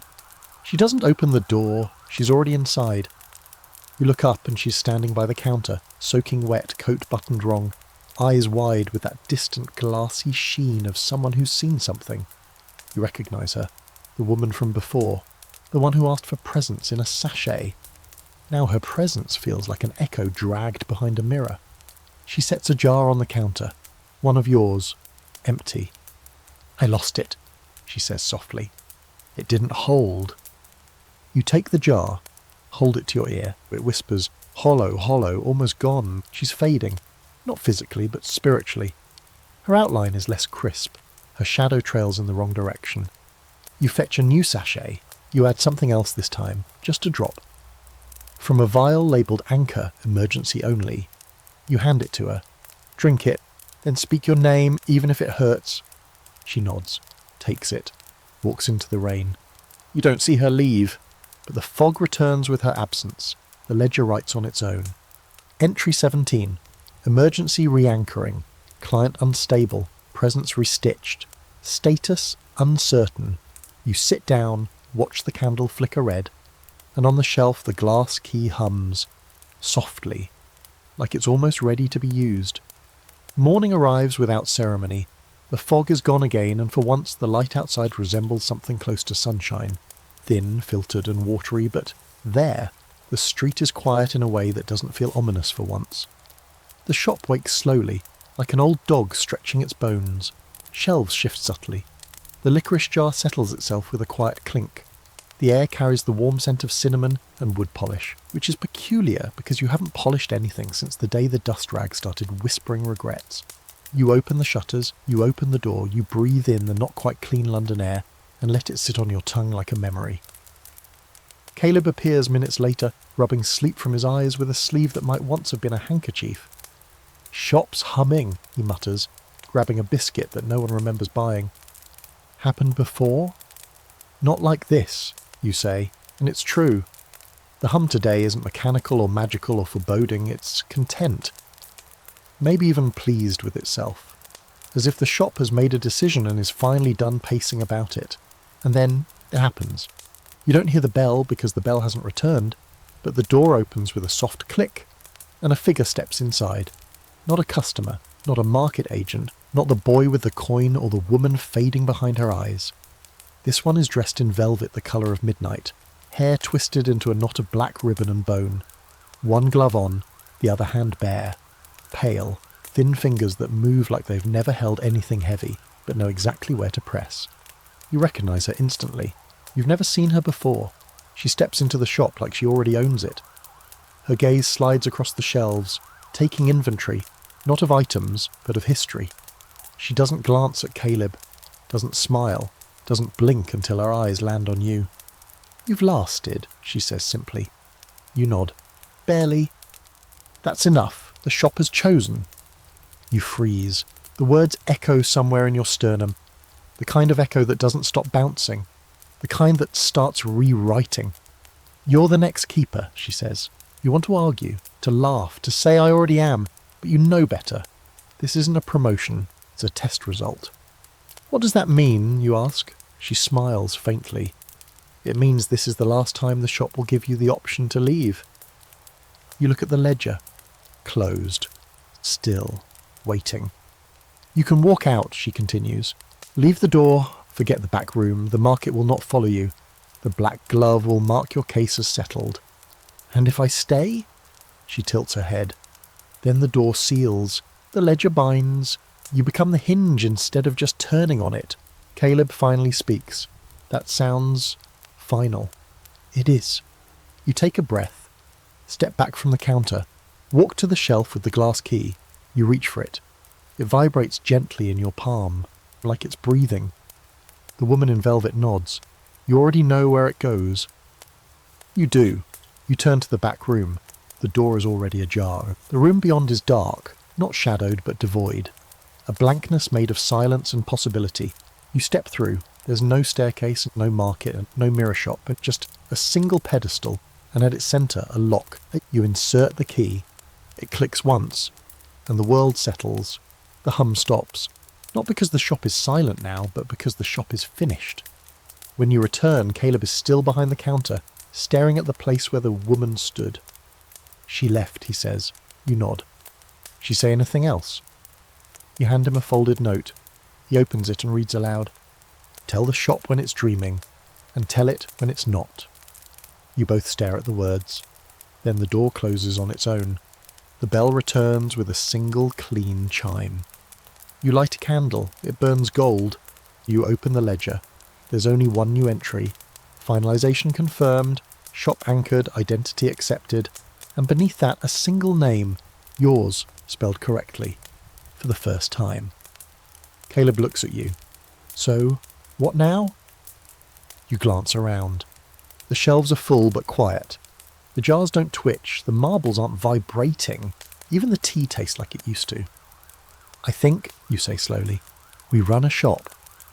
A normal shop. Let's not be greedy." And you do. For the next few hours, you sell thread, candles, jars of preserved lemon silence, and 2 loaves of bread that insist they were baked by a ghost baker named Agatha. The ghost baker leaves a thank you note in the cash tin. You hang it beside the mirror, which now reflects exactly what it should. Near closing time, Caleb looks up from restocking tin spoons and says, "You ever think about the other versions of this place?" You shrug. "All the time." "What if they're looking at us?" "They probably are." "And what if we're the wrong version?" You grin. Then they're in for a very boring show. As night falls, the street quiets. The fog rolls in again, soft and slow, but not heavy, just familiar. It swirls around the window panes like it's checking in, not pressing in. You light one last candle. Then from the far wall you hear something shift. A small sound, a sliding panel. You follow it, hand on the ledger. A new door has opened, smaller, wooden, carved with your name, and you don't go through it. Not tonight. Instead, you turn off the lanterns, set the lock, and whisper goodnight to the jars. The shop exhales, satisfied. You are keeper now, not just of things or prices or fragments, but of place, of passage, of whatever waits beneath the shelves, behind the flower, and beyond the pages. You close the shop for the night, this time without dread. The lock clicks into place with a sound that feels final but kind, like a promise kept, or the end of a long, strange chapter. The shelves settle behind you. The jars hum their soft lullabies. Even the mirror just shows your face now, tired and lined with soot, but undeniably yours. There's a quiet here that feels earned, honest. Upstairs, the floorboards creak in the rhythm of home. Caleb snores faintly from his cot, one leg dangling over the edge, mumbling something about marmalade and time loops. You leave a cup of tea by his bedside, extra bitter, just how he likes it, though he'll pretend otherwise. Outside, the fog curls around the shop like a protective spell. No whispering, no crawling, no figures in the street, just peace, almost. You light a candle in the window, not for safety, not for warning, just tradition. It burns a steady gold. The ledger is closed now, but you rest your hand on it one last time. It's warm, not pulsing, just alive, in that quiet way books can be when they've told their story well. Before bed, you write yourself one final note on the back of an old inventory list. Keep the tea strong, keep the shelves strange, and if the door knocks from the inside, ask who it is, twice. Then you tuck it into the drawer marked for later and turn out the lamp. The shop dreams, and for once it dreams of you, not the you who ran and not the you who feared, but the you who stayed. You made it, and if this was a dream, then let no one wake you